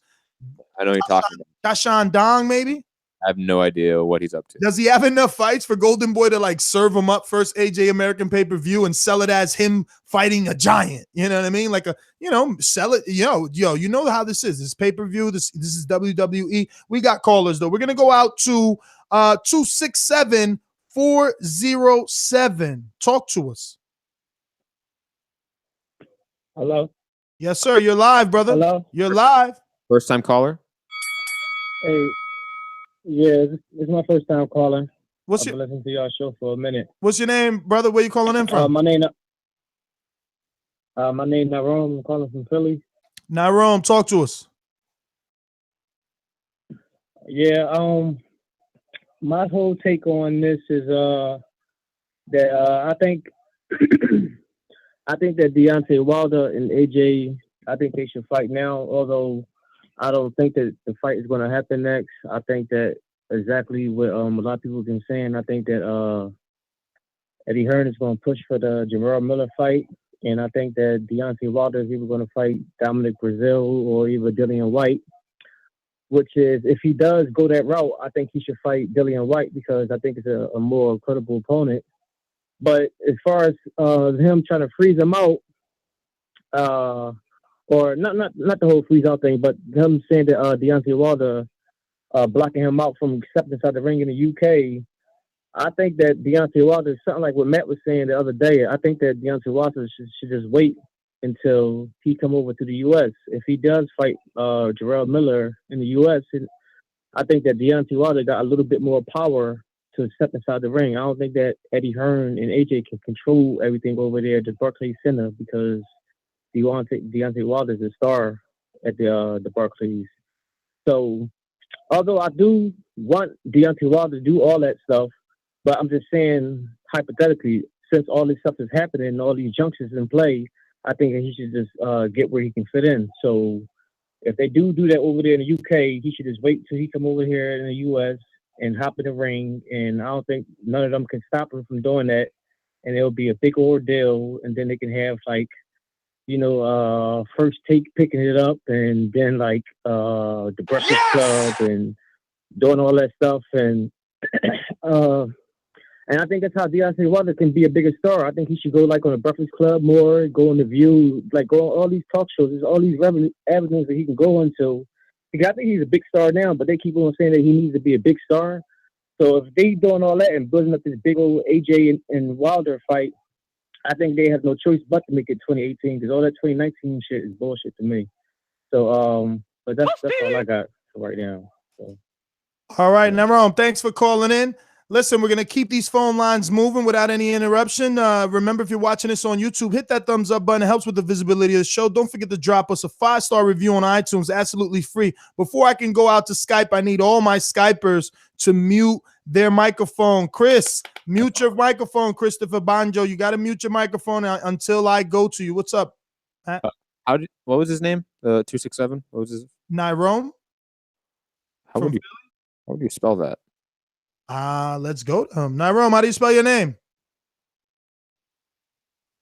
Nyrome. Just like Rome in Italy, but it's NY. Yeah, it's just like Tyrone without the T. I got it. Thank you. We got you, baby, from the city of brotherly love. We're going out to on Skype. It is Javier. You're a first-time caller, right, Javier? Maybe not. Javier does? Nah, I called in yesterday. Oh, that's right. Go ahead for it, brother. They wouldn't let me today. But you asked that question about is Joshua a worldwide star? I don't think he is. To be completely honest, if you I said if you put a pay-per-view here with Joshua, a lot of people wouldn't even know who he was. I mean, now I wouldn't say a lot, but a good amount wouldn't know. Joshua has a big following, kind of like a Conor McGregor thing going on in Great Britain. So I think it kind of bolsters how people view him because Great Britain just fucking loves him. So he's gonna get a lot of views there either way it go.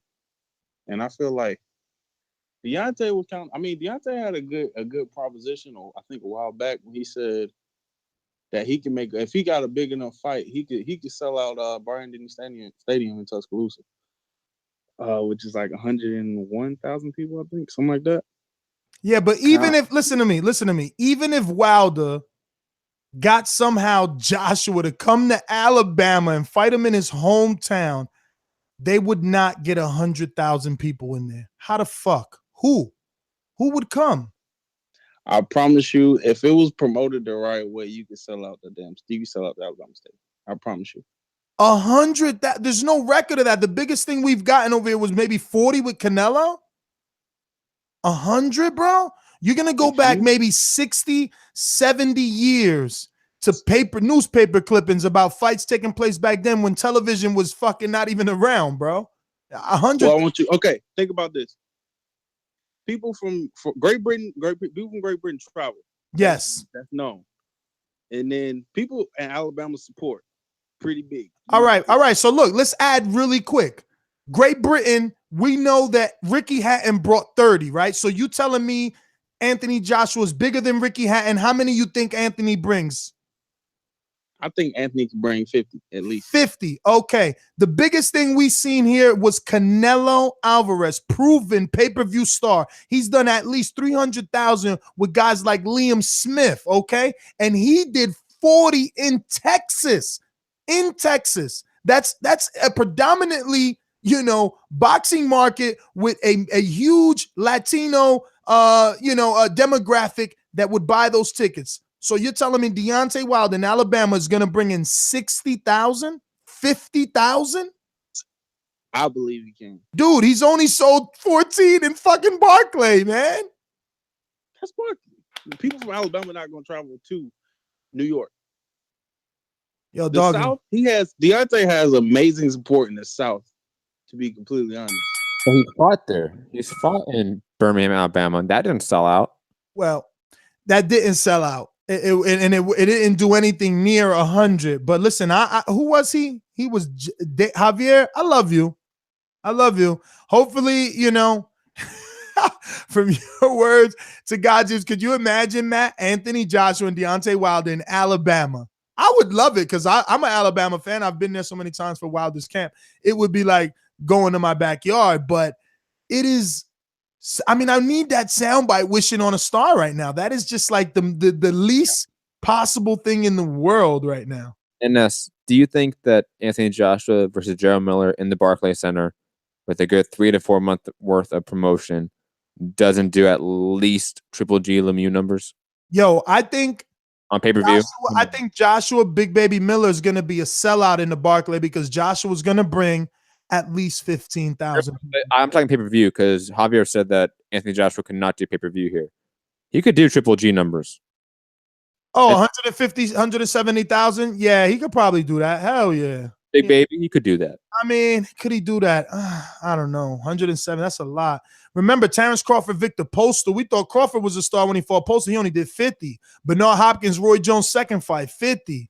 Fucking Shane Mosley and Sergio Mora was like 50 or 25. I'm not saying it's going to do a million. I'm saying it's going to do more than Triple G Lemieux numbers, or at least on par with that. And I think that's accurate.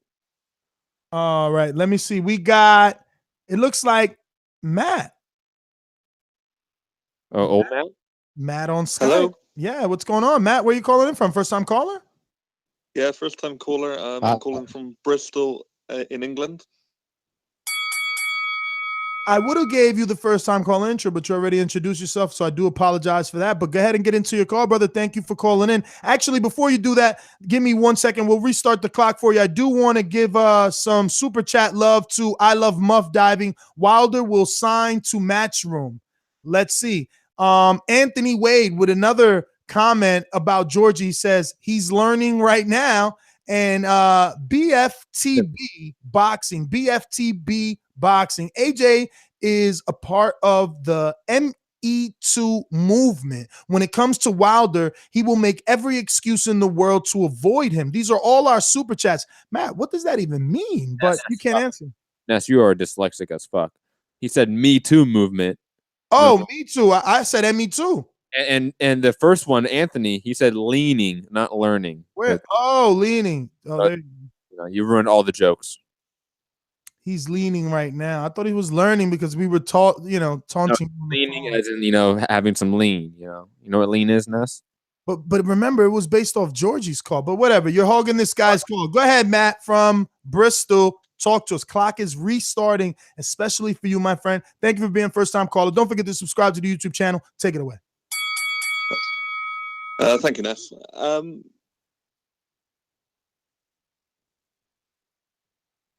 Matt, you there? Oh, shit. After all that waiting, he falls. Matt? Hello? You hear me? Yeah, we hear you now. Go for it, Matt. Okay. Yeah, I'd like to talk about the Joshua freezing Deontay Wilder, right? Go for it. Topic. I think it is possible that Joshua could do that at least for another year or so. I can see Joshua. Joshua could do it for however long you wanted to do it for, man. Hey, Lee, please mute yourself till we go to you. Lee. Thank you, brother. Yeah, mute sorry, yourself. man. All right. So yeah, I can see Joshua if he does come through the Parker fight, I can see him coming up against possibly Jarrell Miller next, and then I know what Eddie Hearn's going to do after that. He's always weaseling his way around, trying to stay away from Wilder. I reckon he will. Yes! And he'll say something like, "Oh, Povetkin, his mandatory has been called up. We're going to have to fight him now." And it will not happen until the end of 2019. I can't see it happening until then.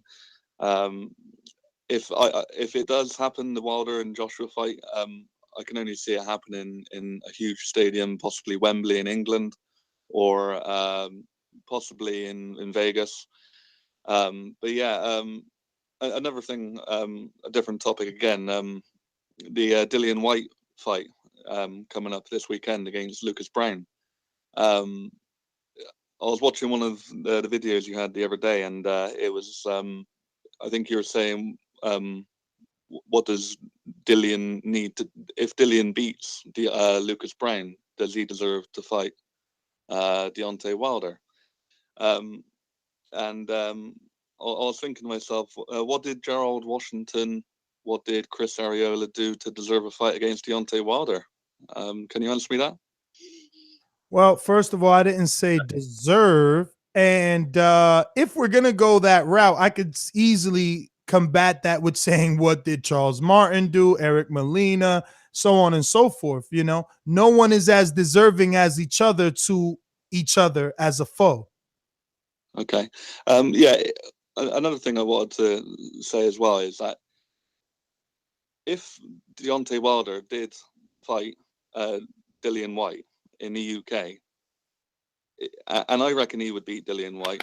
Really, I think he's beaten. We've seen him beat Luis Ortiz now, who's a better fighter than Dillian White. And if he came over and he beat Dillian White, he would have the microphone after the ring. He would be able to say everything he needs to say in front of Sky Sports, HBO, Showtime, whoever it is, and he would call out Joshua there and then. But hasn't he done that already on Showtime? Does he have to do it on UK soil for it to mean something? I believe so, because people will be saying things then. They'll be saying, who is this guy? A lot of people may have still not seen Deontay Wilder in England. I agree. Especially the casuals. I agree. So then what is your opinion on Anthony Joshua saying he doesn't want Deontay Wilder to enter the ring after the Joseph Parker fight? Is it for fear of the same statement you just made? That's tactical. I believe it. Joshua does not want to fight Deontay Wilder yet because I believe they will actually fight Fury first because that makes them more money than the Deontay Wilder fight. I think they want to fight Fury before they fight Wilder, and I think Eddie Hearn is a smart guy. He will weasel his way out of the Wilder fight and keep. Well, listen, Matt, bringing opponents I gotta say you are punching after the bell. I gave you more time because your name is Matt, and Matt texts me over here. He's like, "Yo, let him go. That's my little bro from Bristol." So thank you for calling in. Great call. We're gonna keep these phone lines moving. We got I believe I'm gonna just go with TC. TC, talk to me. Where you calling in from? Yo, what up? I've spoken before. London. So yeah, quickly before I start my little piece, I got to say, Ness, you getting fed those chocolate brownies by Matt yesterday. You have to take an L for yesterday, but I can. Matt, you let him sun you today, man. You let him sun you. What? On what? On what? He's been sunning you all cool. What? I'll come back because you're What? meant to be. No. Now I'm kind of leaning more to Ness now. Sorry. What? That's not true. Matt, why you always get triggered and never let a person get their call off when they say something negative about you? Yo, we're definitely giving him more time. And I want to get my jokes off. Come on. Okay, so guys, this is what it is. You want to know the real? The real is AJ's running this heavyweight scene at the moment. He's just running the thing. You know what? He can't jump in the ring. Wilder can't jump in the ring because AJ don't want him in the ring. He's commentating on Sky, you know what? Because AJ allowed it. And AJ, can he freeze him out? Yes, he can. And the whole point about can Eddie Hearn make Deontay Wilder better than or kind of more visible than he is at the moment? Yeah, he can, because I think anybody can, because I think Wilder does too much of his own stuff. But at the same time, don't get it twisted. Eddie Hearn's no magician. AJ was going to be easy for anybody to promote, to be fair. And is AJ a worldwide star? Yeah, he is a worldwide star and the parameter, the meter to measure that by is kind of the best or the most used platform in the world, which is Google. And if you go on Google searches, the Google searches that AJ gets in the US is more than what Wilder gets. So that tells you that more people are asking or questioning who is this AJ person in Google in the US than Wilder is, who is the US star. You do understand that Google search trends is not the same as pay-per-view buys or Showtime subscription. Yeah, but we're talking about we're not just talking about. He's showing interest. He's showing interest. Interest, but stardom is making people pay for you. Yo, but TC got a good point. Yo, if you got people in America searching your name on Google, they are interested in you. He has a great point, but I would counter that with you're not a true superstar worldwide until they pay for your content. And the US fans aren't paying for Joshua content more than Wilder content. That is not true. Not yet, but then again, that's just an assumption. That's not facts. And Matt, the truth is, if the US guys don't know about AJ, 100% their girls are following him on Instagram anyway. Yo, spoken like a true AJ protector. Whenever you're talking about another man's little black book, you got some serious fucking Love Jones issues. We're going out to Vista on Skype. Talk to me, brother. Boys. Whoa, TC, your call's over, buddy. Yo, your call's over, buddy. Because nobody talks about best fighting. Yo, buddy, do you know the bell? Like, that means your call's over, buddy. Yeah, I think he was playing his radio, like he was playing the show, and there's a delay, obviously. No. Well, TC, mute your mic, please. You still got it hot. I'm looking at it. It's hot. 5, 4, 3, 2, 1. Vista, talk to me. Yeah, just gonna say, just regards to what you just said now about paying content in America, pay-per-view or whatnot, being who's popular and whatnot. What the previous caller said, you know, Ali and Tyson were well known worldwide without pay-per-view. So, you're talking about, there have to be a pay-per-view to be, worldwide stars or whatnot. I think that's just very irrelevant. I didn't say that. I did not say that. I did not say that. I did not say that. I did not say that. Matt, stop being triggered. Can't you respond to people after they talk? You know, in that argument, man, these guys were worldwide stars without pay-per-view, so you don't really need that. And they did it without social media as well. But anyway, just going back to what AJ is doing at the moment in regards to, you know, what he's saying today. There's a saying that goes, working brain. And I think AJ is just working brain on Deontay Wilder. He's basically trying to condition him. So when he comes down, he's trying to control him. Obviously, Wilder, you know, being the name Wilder, I think he can do whatever he wants to do. But what he's trying to do is he's trying to plant a seed in his head. So when he comes down, I think he's trying to sort of, I don't know, put something on the table where they can negotiate something and come to terms with a deal. But also as well, and I don't think AJ wants Wilder, but I think he wants maybe 2 more fights before he fights Wilder. Because if you look at the records, Joshua has got the lowest fights in comparison to all the champions, including the linear champion as well, who obviously is not fighting Tyson Fury. So I think he wants 2 more fights before he fights Wilder. But a lot of people are saying that, you should fight now, which is understandable. But I know probably deep down in his mind, he wants to fight someone else. And the reason why I say that is because Povetkin is coming to fight, and he's going to be on the undercard as well. Now, Povetkin, who was meant to fight Wilder, that didn't take place. He's coming down, and he is, I think, for one of his belts, he could possibly be a mandatory. And also now they're talking about Gerald Miller as well. So he's got 2 options in that fight before he could potentially fight Wilder. So if Wilder comes with a good offer, and says, right, I want to fight.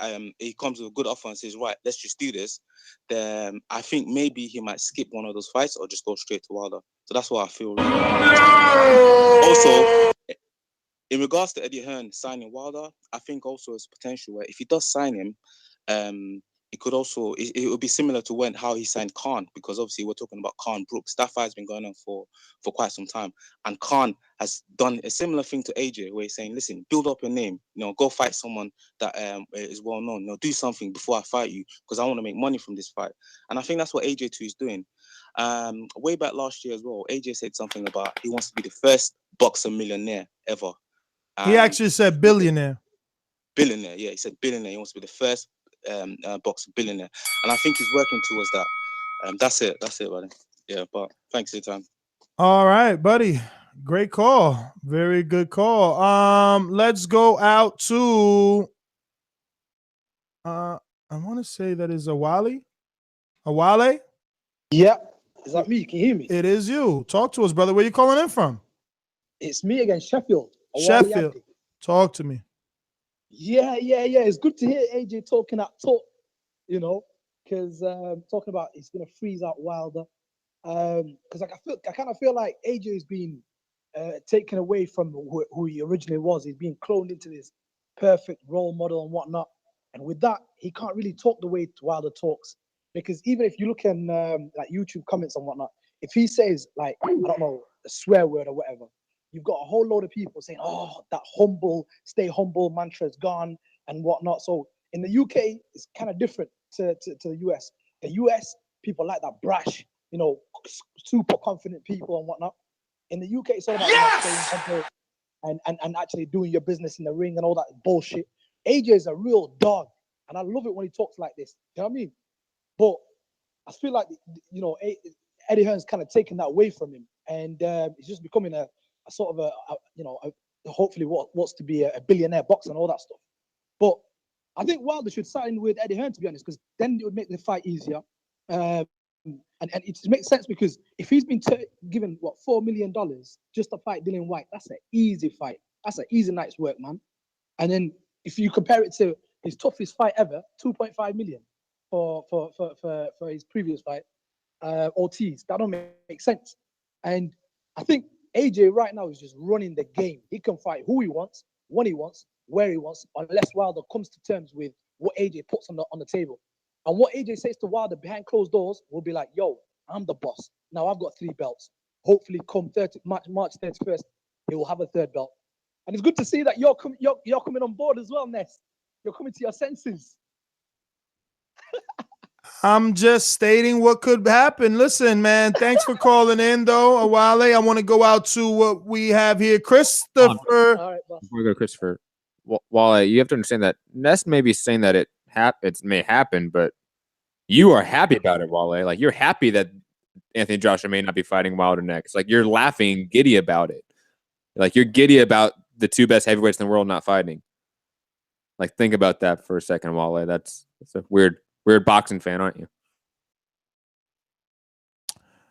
We're gonna go out to Christopher. Wale, please mute your mic. Christopher, talk to us.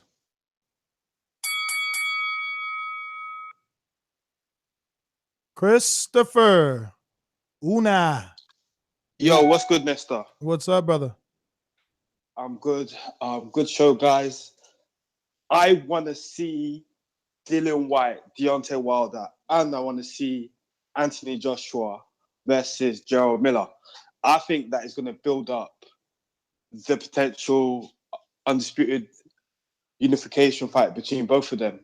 I don't think a lot of guys know Deontay Wilder in the UK, even though I've been following him a long time, and I don't think, well, I know maybe Anthony's relatively known in the US, but I just think they need to build a fight. There's no rush for it.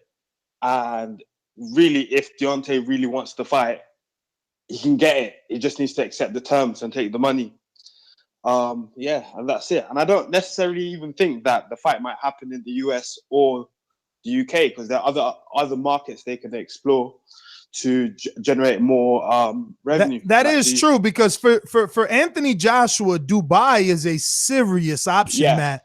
I mean, we've heard Dubai be mentioned for other fighters, but for him, it's real. He's always over there. There's pictures of it.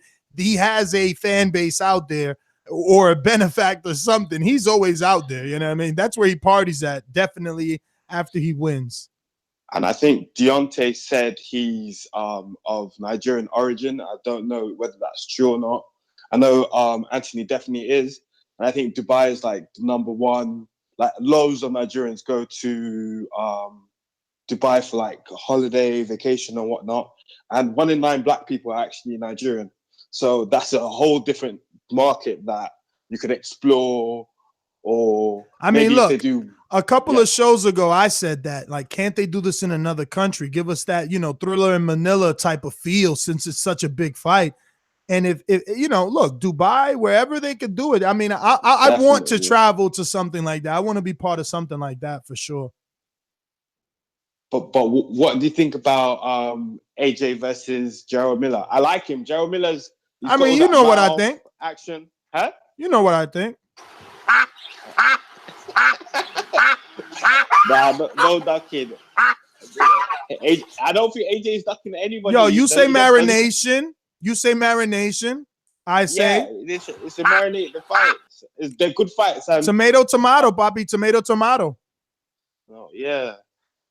Anyway, that's all I had to say, guys. Good show, Matt. You seem kind of quiet.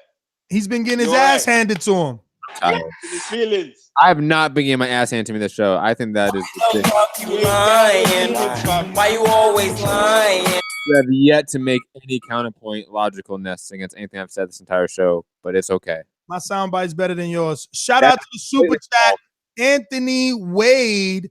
When Awale was on the call, he said, you can see the stars in the eyes of these UK callers. And while Chris was on the call, he said, this cat was giggly like a chick. That might have been for Awale as well. So, Mateo. Yeah. Oh, wow. Done. It is time. We're done with all the callers. Oh, wait. Actually, no. Shit. Did we ever get to Lee? No, we didn't. We didn't get to Lee. Lee, did we get to you? I'm so sorry. That's good enough. Yeah, it's me. You didn't get to me. Oh, shit. Where you calling in from, Lee? First time caller as well, right? Or no? I'm calling in from. Yeah, first time caller. Where you calling in from? Yeah, I'm calling in from Birmingham in the UK. Birmingham in the UK. Oh, Birmingham. All right, great. Take it away. I wanted to say, I just said before, you guy was talking about how he thinks that basically Deontay Wilder is a top 2 heavyweight. I ain't being funny, but Deontay Wilder has never fought anybody. He fought Luis Ortiz. Luis Ortiz was an old man when he fought him, yeah? When I watched him fight against Dave Allen, he was a bum. He looked terrible. He was... And who's the number 2 heavyweight? And who's the number 2 heavyweight? And then he went for Deontay Wilder and just got... Deontay Wilder got smacked all around the ring. So, I mean, how can anybody claim that Deontay Wilder is a top 2 heavyweight when he's never really done anything. You know what I'm saying? Hey Lee, who's this number 2 heavyweight in the world then? You don't know who the number 2 heavyweight in the world is because it's full of bums. The whole division is full of bums. So Wilder is not. There's no difference between Wilder and anyone else in the division. That's your take. I don't believe that there's many good heavyweights in the division, but I just Very uneducated. Deontay Wilder is a top 2 heavyweight. He's a clown. You watch the way he fights. Literally, like he falls all around the ring. He's got sloppy footwork. He's got that windmill style when he comes throwing in punches. If he gets in the ring with Anthony Joshua, I guarantee you it won't last more than 5 or 6 rounds. He'll be on his back, cold out. He ain't got no defenses. He's got nothing to protect himself. What's your excuse for Anthony Joshua? Tell me why you always leave. Please tell me why you always leave. What do you say to the fact that Anthony Joshua said if Wilder wants some of this work, he could get it about over a year ago? I ain't bothered about whoever said what in the media or this, that, or the other. The reality is that Deontay Wilder is not a big name in boxing. He's been around. He's had 40 fights. Yeah, 40 is Joseph Parker a bigger name? His hardest fight. Yeah? Yo, wait. Where was he in his 20th fight? Where was Deontay Wilder in his 20th fight? Ask yourself a question. Where was he? Lee, is Joseph Parker a bigger name than Deontay Wilder? No. All right then. So what does it matter? Your entire argument he has about and he accepted the terms. They already came out and said that, didn't they? They said they offered the fight to both fighters. He came out and said he wanted 50-50. That was the end of the decision. They went to Joseph Parker. He said, yeah, I'll take 35%, no problem. Boom, and the fight was on. That was it. Hey Lee, I already said to him, if he wants to fight, they can have it, but he's got to accept the terms. He can't just come in and say, this, that, I deserve 50%. He earned 2.5 million from his last fight. Anthony Joshua earned 15 million. This is a guy that's not even really in his peak yet. You know what I'm saying? He's not even reached his potential yet, and yet he's earning 15, 20 million a fight. You know what I'm saying? The big difference. And that's why I can't understand why people keep talking about Deontay Wilder being this big time heavyweight, this big scary guy in the division. He's had 40 fights and he's only just fought somebody like Luis Ortiz, a guy who was at the end of his career looking for his final payday, and he still got smacked around the ring. I just don't understand what the hype's all about. I don't see that fight even being that exciting, to be honest with you. I don't think it'd be a great fight to watch. I think it'd be a sloppy fight from Wilder. I think he gets knocked out and that's it. Yes. All right. Well, Lee, thank you for calling in, Lee. We appreciate the call. Yes, being a fanboy that blatantly is always. Why do you consider him a fanboy? To say that Deontay Wilder is not the number 2 heavyweight in the world is just ignorant of facts. Say that Luis Ortiz is an old man and doesn't count. It ignores facts. I think that is some haterade. That is taking the worst talking points from Eddie Hearn and putting steroids into it and just saying some bullshit. That's not true, and to make the argument that Wilder is not known, he's not a big time heavyweight, even though he again does better ratings than Earl Spence, Mike Garcia, Adrian Broner. He does better ratings than all these guys that are said to be stars in the U.S., said to be draws in the U.S. He does better ratings than them. So he is a big time heavyweight. He's the second biggest draw in the division. That is numerically proven by gate attendance, by viewership, etc. So to say that he's not the number 2 heavyweight is just, I think, it's some hater shit, and it's unfortunate because we've had callers from the UK that aren't Wilder fans, that are AJ protectors that we clown sometimes and make fun of, but they at least can be objective at times and at least present a logical argument about the situation. Alexander Bowie does it all the time. Great caller.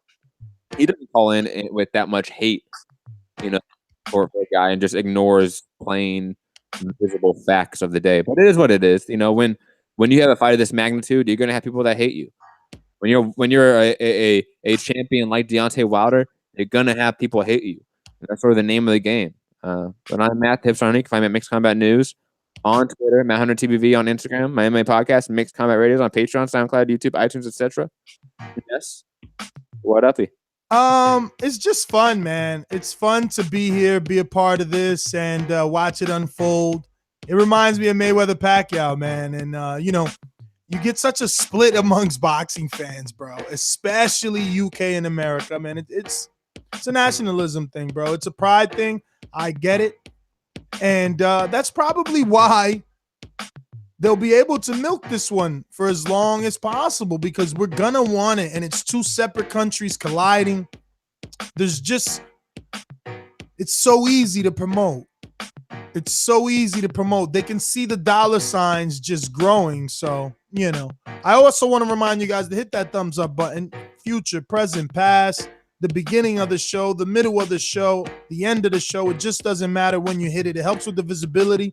It lets us know, that this is a topic you guys like talking about. Also, it helps with the visibility of the show. And, it's your easiest way to support the Boxing Voice podcast. Hashtag TBV podcast, wherever hashtags are used to follow along with the conversation. Want to remind everybody, this is a fan-driven show. So if you're doing some Amazon shopping, it's spring, you might be buying some seeds and fertilizer for the backyard, whatever it is that you use your Amazon for, head on over to ThaBoxingVoice.com/affiliate sponsors and just click on the Amazon link, do your shopping through there, and you send TBV a kickback. Might be $3, enough to buy Matt a nice ice cold coffee for all the video editing that he does. Countless hours of YouTube videos he uploads for you, or you can easily, head on over to Patreon, sign up to Patreon, and that way we could hook up Alex Lemon, who is always working hard on our social media. What else could they do, Matt? I have no clue. I'm drawing a blank. It's almost time to leave. I've been here for hours, I feel like. It says we've been streaming for 3 hours. You believe it? I can't believe it. Trust me, I can. RuthieSPasteles.com. Ruthie's. Go to Ruthie's Pateles, because Matt does a horrible job talking about the pateles. You know why? It's because he's not a real Latino. He's a fake. He's mixed with Portugal, but he hasn't never been in touch with his roots. But I have. I enjoy pateles. All my Latinos out there, Puerto Ricanos, Dominicanos, even Hondureños. I know Ecuadorians, everybody. I know everybody that is at least of Latin descent, even though it's not specific to Latins. All my American people, if you've ever dated a Spanish girl or been Latino community, you would have absolutely had tried some pateles. And if not, well, then this is your opportunity for the tri-state area. We're talking about combing 3 states, Connecticut, New York, New Jersey, might even get down to Philly, depending on how many orders you put in. Ruthie's Pateles, Ruthie's Original Pateles. It can be found on Instagram. You could obviously go to www.ruthiespateles.com. That's RUTHIESPASTELES.com. They're locally located in 406 Soundview Avenue in the BX. Stand up. Remy, Martin, Fat Joe, homegrown, Ruthie's Pateles. That's right. You know why? Because we know Castle Hill Gill. And if you've been to any of our appreciation nights, you know the New York City ambassador is Castle Hill Gill, and this is his business, and we do support our very own around here. So if any of you listening have your own business and you would like to have it supported here by the Boxing Voice in our community, definitely contact me or Matt on any forms of social media. And remember that Ruthie's Pateles are always freshly made. It's a little piece of Puerto Rico, but in the U.S. So head on over to Ruthie's Pateles. Listen, we got to go. Peace. I love you.